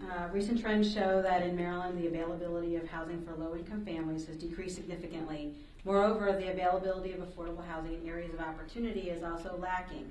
Typically, housing is considered affordable when a family of any income spends up to 30% of their income towards housing. In Maryland, 25% of all renter households pay 50% or more towards housing. What would your administration plan to do, both administratively and through supporting legislation, to ensure all Marylanders are able to have stable, affordable housing throughout the state? You have 4 minutes. Thank you. When I talk about infrastructure and investments in infrastructure to create jobs and to support a growing economy and expanding communities, it's not just roads and rails and schools and broadband. It includes infrastructure. Investments in infrastructure include affordable housing. Over the last 7 years, we have put into the pipeline and/or delivered about 16,000 affordable housing units, and some of you and your organizations have participated because we've done that in a public-private partnership through the Rental Housing Works program, through the Maryland Affordable Housing Trust Fund as well. 16,000 units and thousands of jobs. This year alone, we're looking at an additional 1,800 affordable housing units and about 2,300 jobs. But the reason why you're asking the question, of course, is because we all know that the delta between the demand and the supply is extraordinary. And that's why back in February, as part of this campaign, and my running mate Ken Ullman and I, and Ken is joining us in the room, he's our Howard County executive. In February, we rolled out one among our 15 policy proposals, a proposal for delivering more affordable housing in Maryland. And we do that in partnership with the private sector, whether it's for-profit or nonprofit affordable housing developers. And I want to highlight, because I know only 90% of you have been to the website and have reviewed that affordable housing plan. For the other 10%, let me highlight some of the components. But in all seriousness, I do commend to you, AnthonyBrown.com, under Visions. We've got policy proposals, and do take a look at the details of the affordable housing plan. One, many of you are familiar already with the Affordable Housing Trust Fund, which we capitalize at $2 million a year. Under our proposal, we want to go from $2 million to $20 million a year. And you know that's a grant program, and we want to also establish much greater flexibility in the sizes of the grants that can be awarded. We propose creating a transit-oriented development revolving loan fund so that we can encourage and incentivize affordable housing in transit-oriented development, mixed-use areas. The one piece which you may look at and say it's the least developed, but I think the most important is, and you know this better than I, Maryland today does not have a statewide affordable housing plan. What we do have is we have criteria that we use when we make loans through the Rental Housing Works program or through our low-income tax credit program, but we don't have a plan in Maryland that ties together our commitment to affordable housing with our investments in transportation, our investments in schools, our investments in assistance programs either through DBED or other DHCD programs. We don't have a cohesive plan where we can leverage our resources, we can mass and focus in the areas that need it the most. So that's an important component. The other, and the three areas in which we specifically call for increases in types of affordable housing: one, in veterans; two, in foster kids who are aging out of foster care; and three, for a reentry population. We're proposing $10 million additionally in Rental Housing Works program, which will leverage, as you know, hundreds of millions of private sector dollars. And that $10 million, half of it for veterans, the other half split almost evenly between the reentry population and our foster kids. We don't want to see our foster kids going from foster parents to poverty to prison back to poverty. We don't want to see our inmates going from prison to poverty and back to prison. We think that types of that transitional housing will go a long way in supporting them, getting them on their feet. Thank you. Question 3, neighborhood revitalization. Maryland includes a variety of diverse neighborhoods and communities, including rural towns, inner-ring suburbs, and core urban areas in need of revitalization. Common issues include a large concentration of vacant and abandoned properties, underutilized commercial districts, declining housing stock, and a high number of foreclosures. What are your strategies for addressing the various revitalization needs of Maryland communities so that every Maryland neighborhood can thrive? How would you address a lack of goods and services in declining neighborhoods such as food deserts and lack of transportation? You have 4 minutes. So I would build on the successful programs that you're familiar with, like Community Legacy, like the Neighborhood Business Works program, like our enterprise zones. And through those programs, bringing for-profit and non-for-profit businesses back to our communities. I would continue to make the investments. I don't think you can ever get far from infrastructure. When you invest in good schools, you help revitalize neighborhoods. When you invest in affordable housing, you help revitalize our neighborhoods. So I don't think that we can get far from infrastructure. And that's why I supported the Transportation Infrastructure Investment Act. And that's that act. And I think Delegate Rudy Kane, who's over here, how you doing, Rudy, supported the administration's proposal. That's the one that included the gas tax. It's always difficult and not something that we do lightly when we ask Marylanders to give more. But we knew by raising the gas tax, we would have the dollars to invest in marked service, where we've now gone to expanding to weekend services. With the investments in the gas tax, we can deliver enhanced services like the circulator bus in Baltimore City. With the enhanced revenues for transportation, we can begin making progress on light rail to Southern Maryland. These are projects that help revitalize communities. The Purple Line revitalizes communities. But again, provided that with these projects, you're putting communities to work. So we've got a number of existing programs that we're currently using. I think we need to use infrastructure investments as well. And then there are a few specific proposals that I'd like to share with you. Some of them are found in our jobs plan. Some of them are found in the affordable housing plan that I mentioned. Some of them are found in our environmental statement that we put out. We propose, for example, that we are going to provide an additional $500,000 annually as a grant dedicated to addressing food deserts, partnering with the private sector to incentivize food suppliers and grocery stores to bring greater services and opportunities into particularly Baltimore City, but Baltimore City is not the only place where we find food deserts. We are proposing in our jobs plan a small business micro loan fund. These are for the smallest businesses to get those ideas out of the basement and onto Main Street. So we're proposing that as well as part of our revitalization effort. And also strengthening DHCD. Many of you work with DHCD. You know that those are hardworking men and women dedicated themselves every day to revitalizing communities, to delivering more housing options. And through this very difficult budgeting 8 years of the O'Malley Brown administration, where every agency has been asked to make sacrifices, so has DHCD. Our proposal calls for restoring $1 million annually to DHCD, simply to regain their capacity to deliver these community revitalization plans. I know many of you are hearing candidates talking about increased funding here, increased funding here. I do say that when you go to our plans online, you can't stop in the middle. You've got to go to the very end, because that's where we outline how we're going to pay for them. And everything that I say, and I don't have the time to identify all the funding sources, we've got a funding source to pay for each of the proposals that we've been making during the course of this campaign. Thanks. Last question, organizational capacity. Maryland's nonprofit community development organizations and community action agencies work tirelessly to revitalize neighborhoods and improve the quality of life for all families. It is clear that without this important industry, Maryland would not be able to achieve its community development goals and serve the most in need. Moreover, these organizations have significant economic and social impact. Yet many of them struggle each day without adequate funding to fulfill their missions and make sure they are meeting the needs of those whom they serve. What would your administration do to strengthen and enhance this important industry in Maryland? You have 3 minutes. Sure. And again, I thank you for the work that you do. I said it earlier, I do firmly believe it.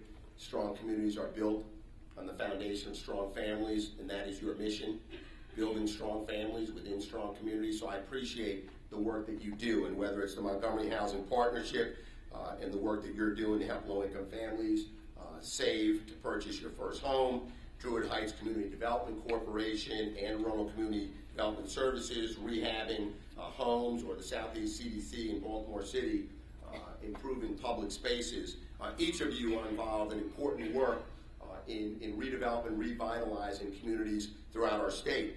And you've also endured a very difficult budget season in the O'Malley Brown administration. There is no agency or program that was spared the knife. And that's the knife where we cut the budget. With the one exception of education. And as I was thinking about this subject, and admittedly on the course of this campaign, this is one area we haven't put out specifics.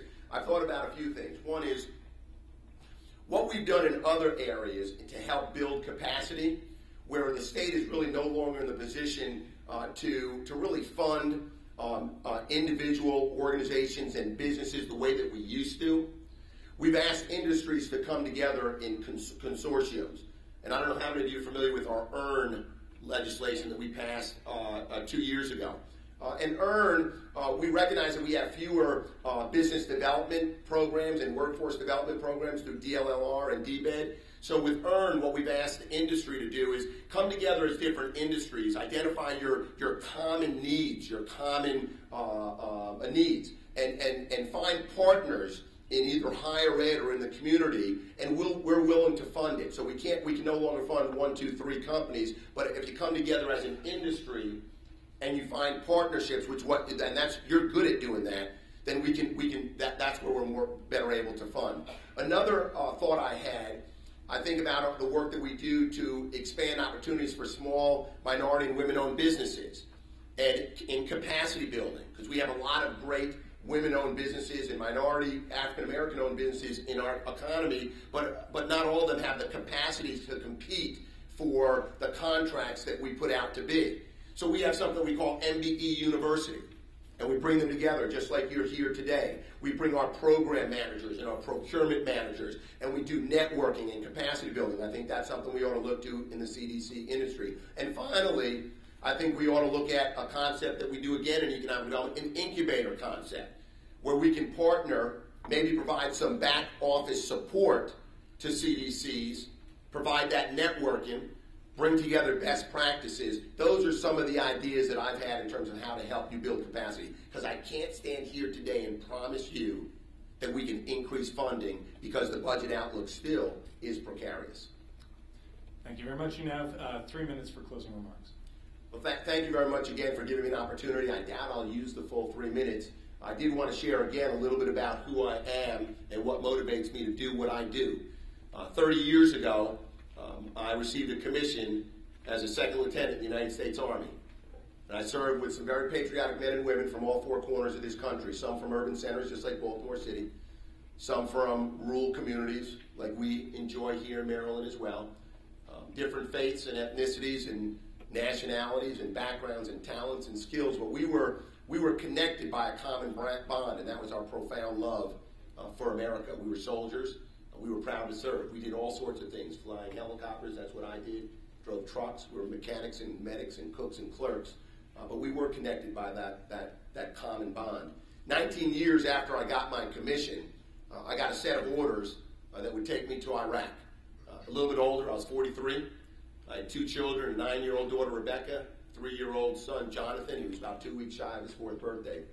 Difficult evening in my life was sitting down with my kids and telling them their dad was going to spend a year with the Army in the desert. And I knew that they wouldn't really appreciate what I'd be doing, or in the case of my son, Jonathan, even how long I'd be gone. 1 year in the life of a 3-year-old, that's a long time. I thought about my kids, but I also thought about my parents.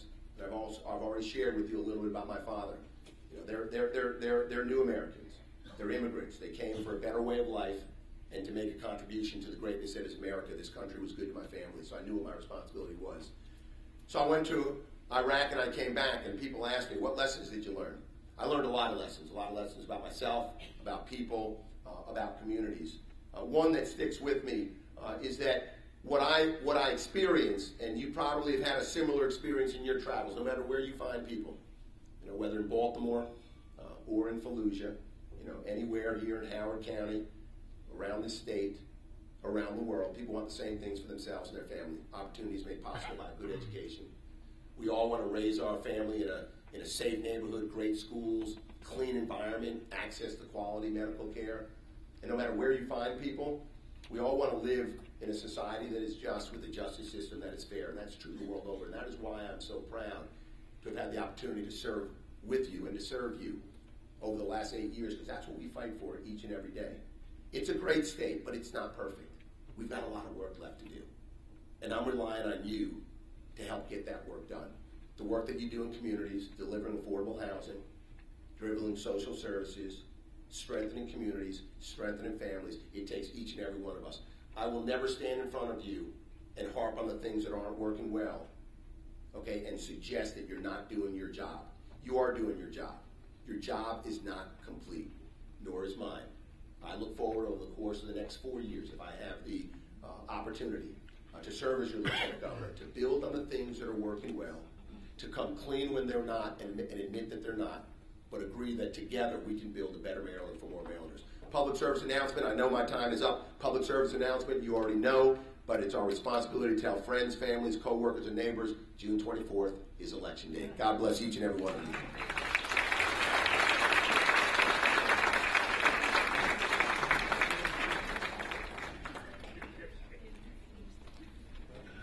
Thank you, Lieutenant Governor Brown. Our final candidate this evening is Attorney General Doug Gansler. It says Attorney General Doug Gansler spent his career protecting Maryland seniors, children, and families, first as an Assistant U.S. Attorney, then as Montgomery County State's Attorney, and now as Attorney General. As Attorney General, he has championed issues from marriage equality to the DREAM Act to securing $1.5 billion in foreclosure relief to help keep Maryland families in their homes. Mr. Gansler, welcome. Thank you. You'll have 1 minute for opening remarks, and then we'll jump into questions. Okay, thank you. I think I'm your last speaker, so I will try not to use all my 1 minute. Just to say, for the last 22 years, I've been in public service. I've been seeing problems, things that are unfair, things where people are mistreated, and fighting relentlessly to get those fixed, actually get things done, to be an effective federal prosecutor, to be a federal effective state's attorney, and most recently, the last 8 years, as your Attorney General. So looking forward to continuing that plight as governor and working through a number of issues, many of which you're concerned with here in this room as we go forward. All right, Odette will help you with the question. Thank you. Question 1, poverty. Help answer it too? No. I think you're on your own there. Many Maryland residents enjoy some of the nation's highest incomes, best public schools, and most well-resourced communities. However, many of our residents living in rural, urban, and suburban communities are victims of poverty and are having a tough time trying to make ends meet on a daily basis. What would your administration do to meet the needs of those with persons with who are homeless and those with very low incomes? And also, what economic and community development initiatives would you encourage, facilitate, or support to lift families out of poverty in Maryland? You have 4 minutes. Okay, can I just ask a procedural question? Is the Anthony Brown's tracker allowed to be in here? Because I thought the rules were the campaigns weren't allowed to be in the other persons. It was just the candidate that wasn't going to be allowed. I didn't realize there would be. He's got his camera in the back. There's another camera there, and then the big one is ours. No, I understand. I thought the rules were different. Okay, so I'll go ahead. Actually, think about that. Yeah, well, you're not living my world. My wife loves it when it comes to. So let me start talking about answer the question then. On the minimum wage, I was the first candidate running for governor to actually ask for the minimum wage. I think that I think when you make $7.25 an hour and you're working 40 hours a week and you're under the federal poverty line, that's clearly not fair and not right. So we were able to get the minimum wage increased to $10.10. If I'm governor, when I'm governor, we're going to try and we will make sure we get the indexing component of it as well, to consist with cost of living, as well as the tipped workers increase. The other thing we could do is, it was a great, well, I wouldn't say first step. We actually got the minimum wage passed, but it's so far out into the distance in 2018. I think we can accelerate that as well. I'm the only candidate in this race with a real jobs plan. We have a huge issue with our jobs in Maryland, and the reason why that's important is because we can put the minimum wage at whatever we want to put it at, but if we don't have the jobs for people to fill, then it's really a moot point.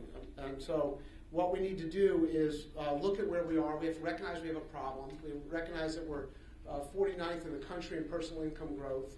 47% of people in this poll they took last week said they want to leave Maryland because of the tax burden and the economy.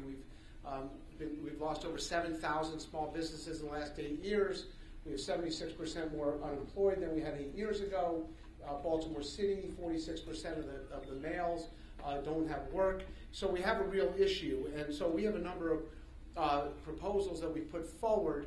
Again, being the person who actually sees this problem and trying to address it, we need to bring jobs back. And we need to focus on lower income and middle income families.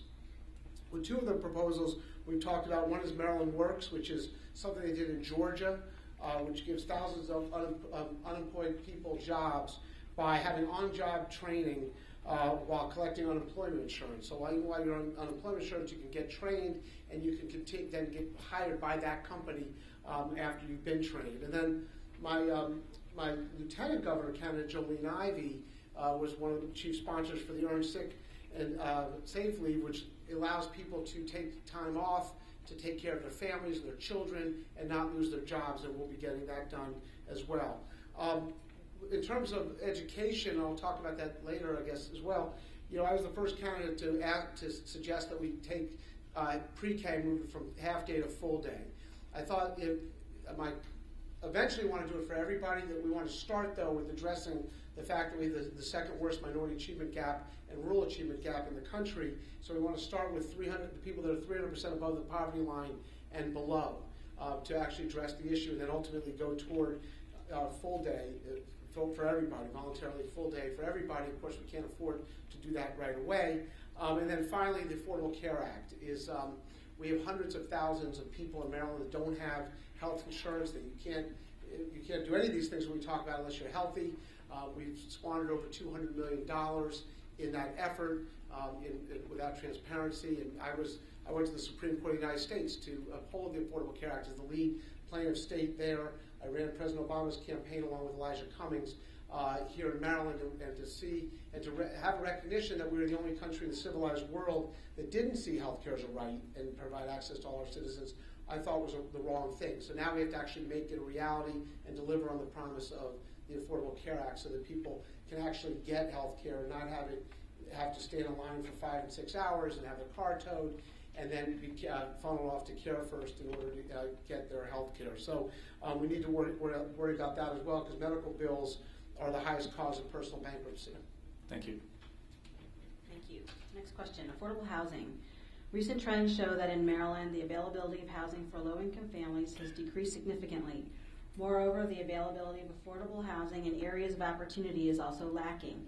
Typically, housing is considered affordable when a family of any income spends up to 30% of their income towards housing.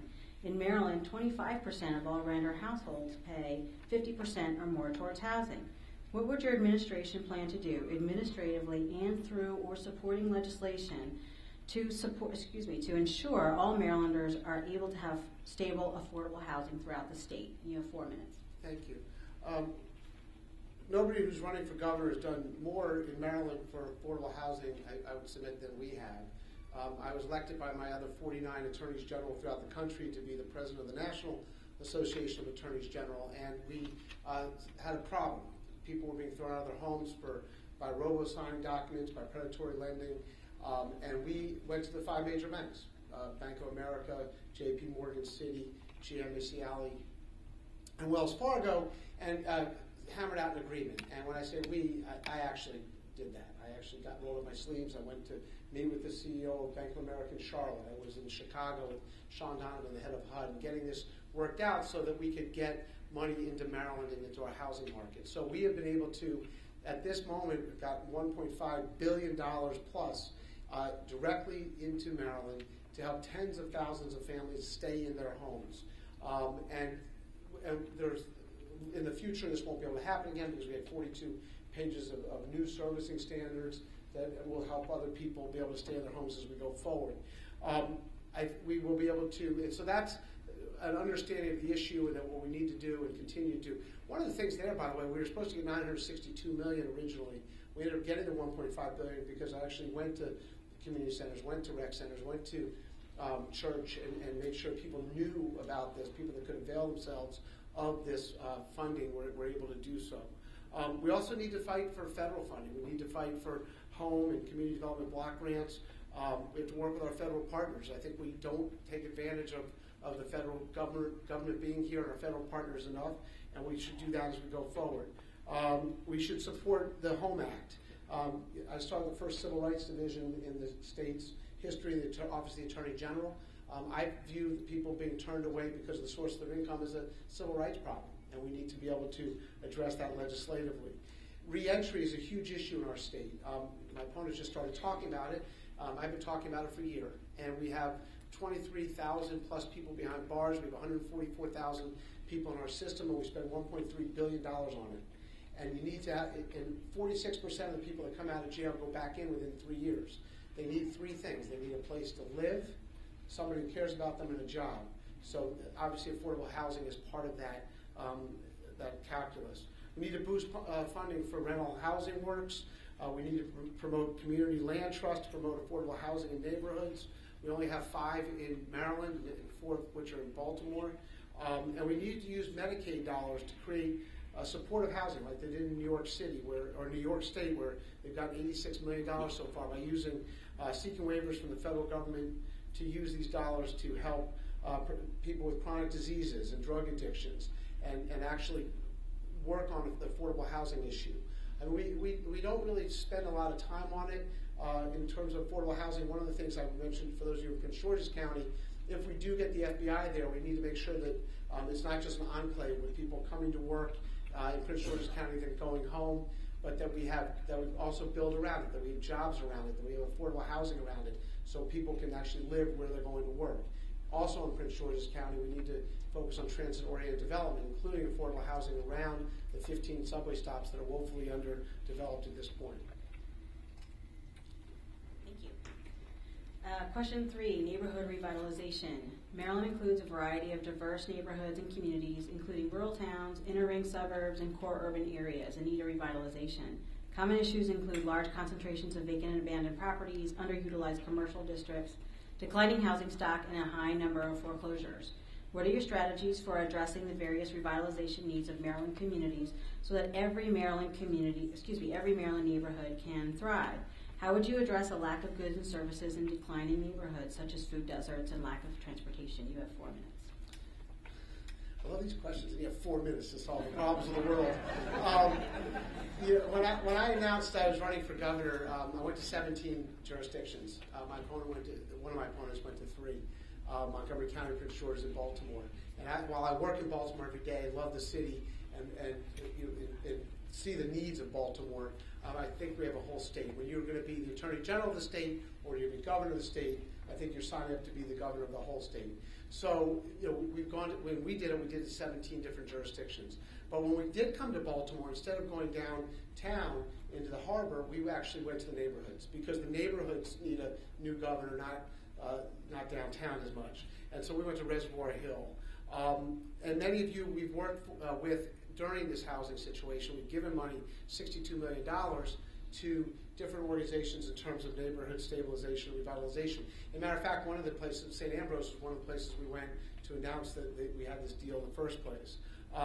But we need to do a lot more. We need to set up a state law bank. They have them all over the United States.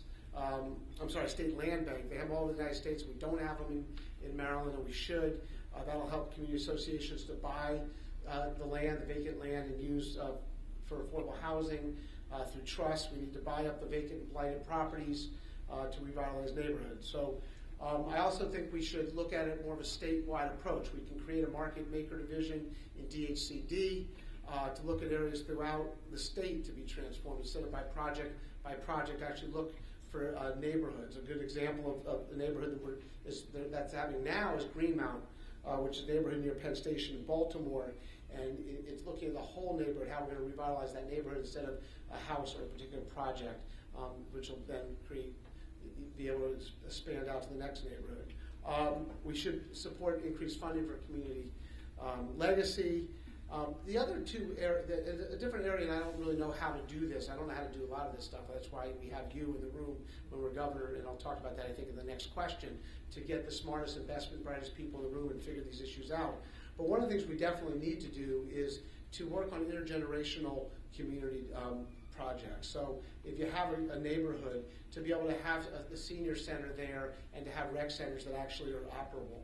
So that when someone gets older, both my parents are in their 80s. I don't want to have to ship them off to somewhere else. You want to keep them in the neighborhood. I enjoy the fact that my kids and my parents, their grandparents, are very close. I think that everybody should have that opportunity in particular neighborhoods to have senior centers there, as well as rec centers and community centers. We need to support them. I think we haven't done a very good job on that.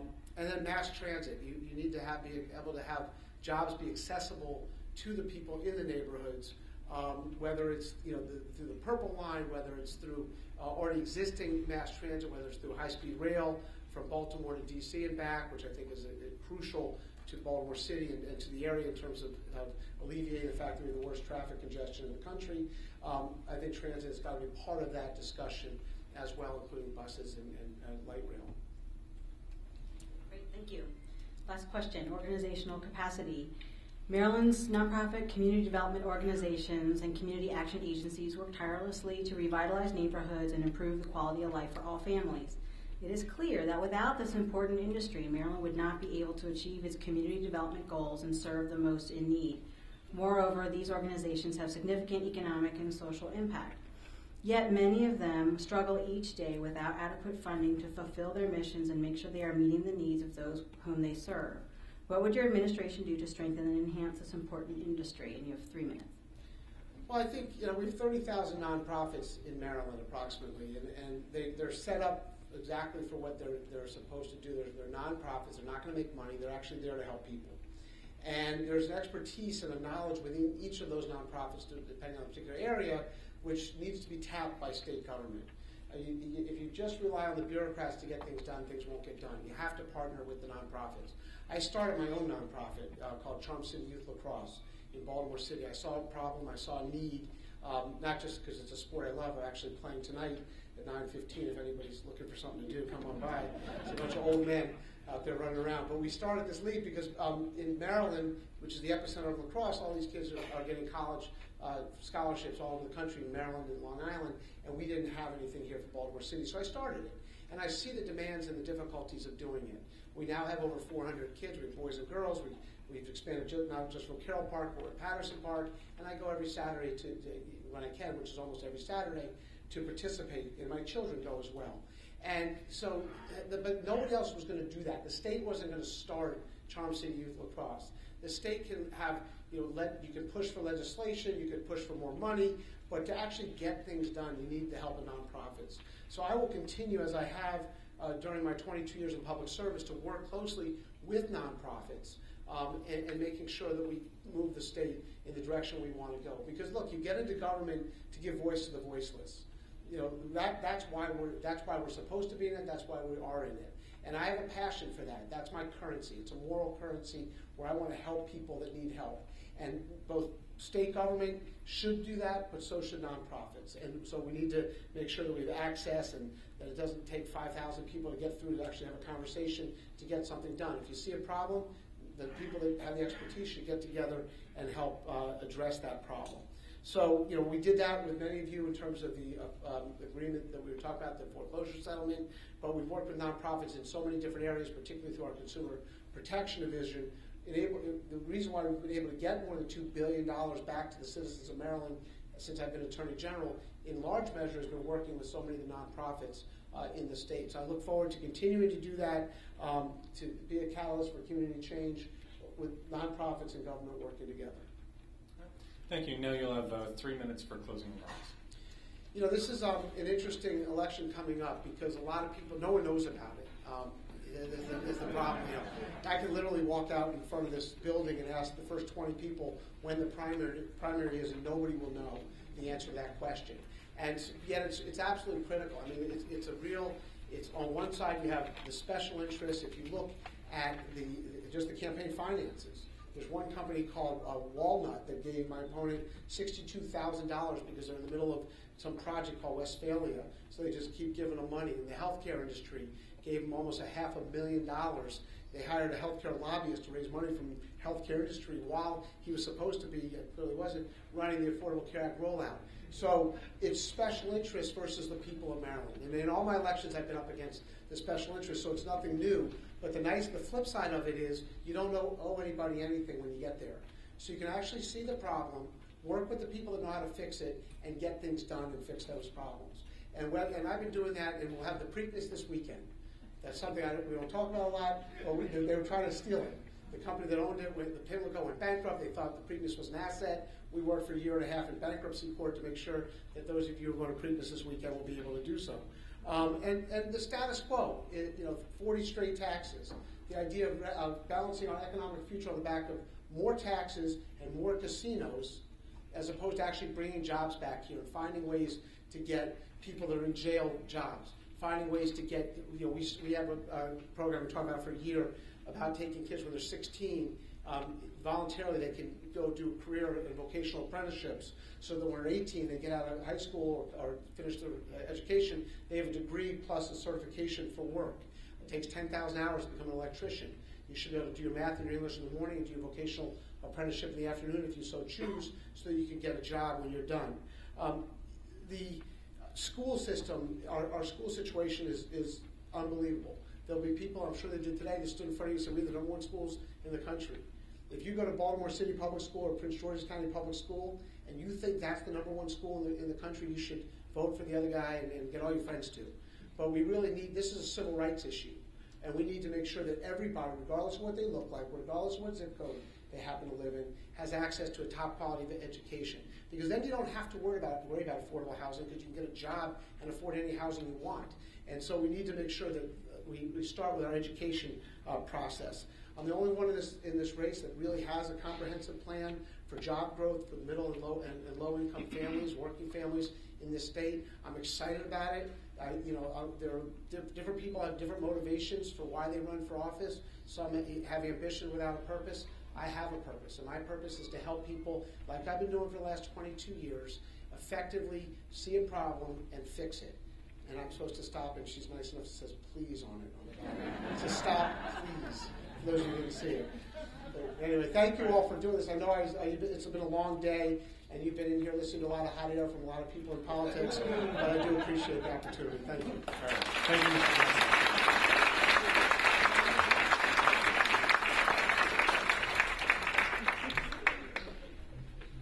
thank you to all 5 candidates we had in here this afternoon. Thank you to the Maryland Community Action Partnership and CDN, the brand new acronym, for putting this on and for coming up with some very thoughtful questions. And there was a reception afterwards. So thank you all.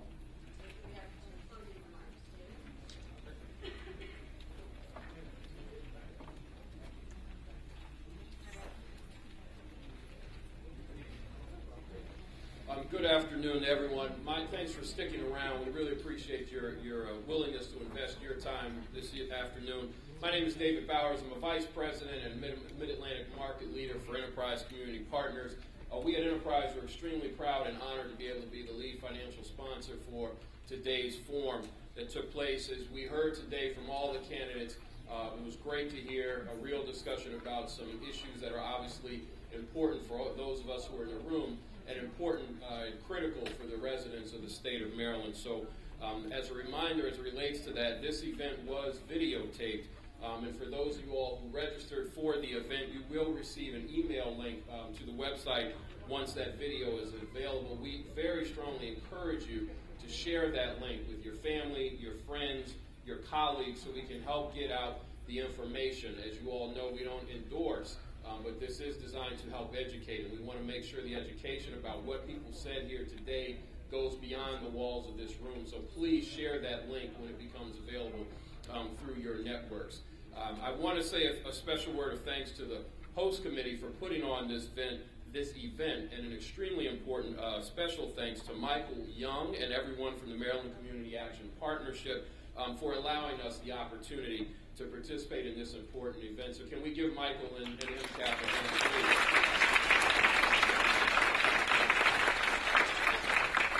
And then from my end, a final special word of thanks to the visionary who really put a lot of vision. It was her vision and leadership. I remember talking with her about this a while ago, that she really had this vision about bringing this forum together. This is not an easy thing to do, particularly when there are concerns about, well, can we not?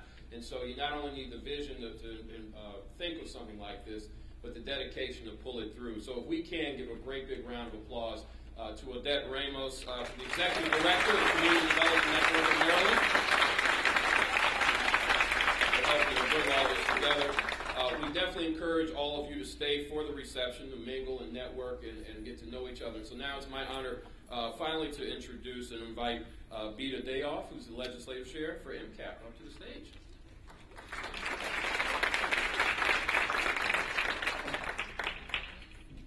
I'm sorry, I'm coming between you and food, so I'll make this fast. I'm Beta Dayoff, Legislative Chair for Maryland Community Action Partnership and the President of Howard County Community Action Council. On behalf of our boards, I want to thank you for being here. It's been a long day. You've heard a lot of good information. Our purpose here today was to make sure that you directly hear from our candidates about their views on poverty and assisting low-income families, and I'm hopeful that we have accomplished our mission. We know firsthand the struggles of low-income families. Day after day, we listen to their stories, and collectively, we have helped 300,000 low-income families just last year.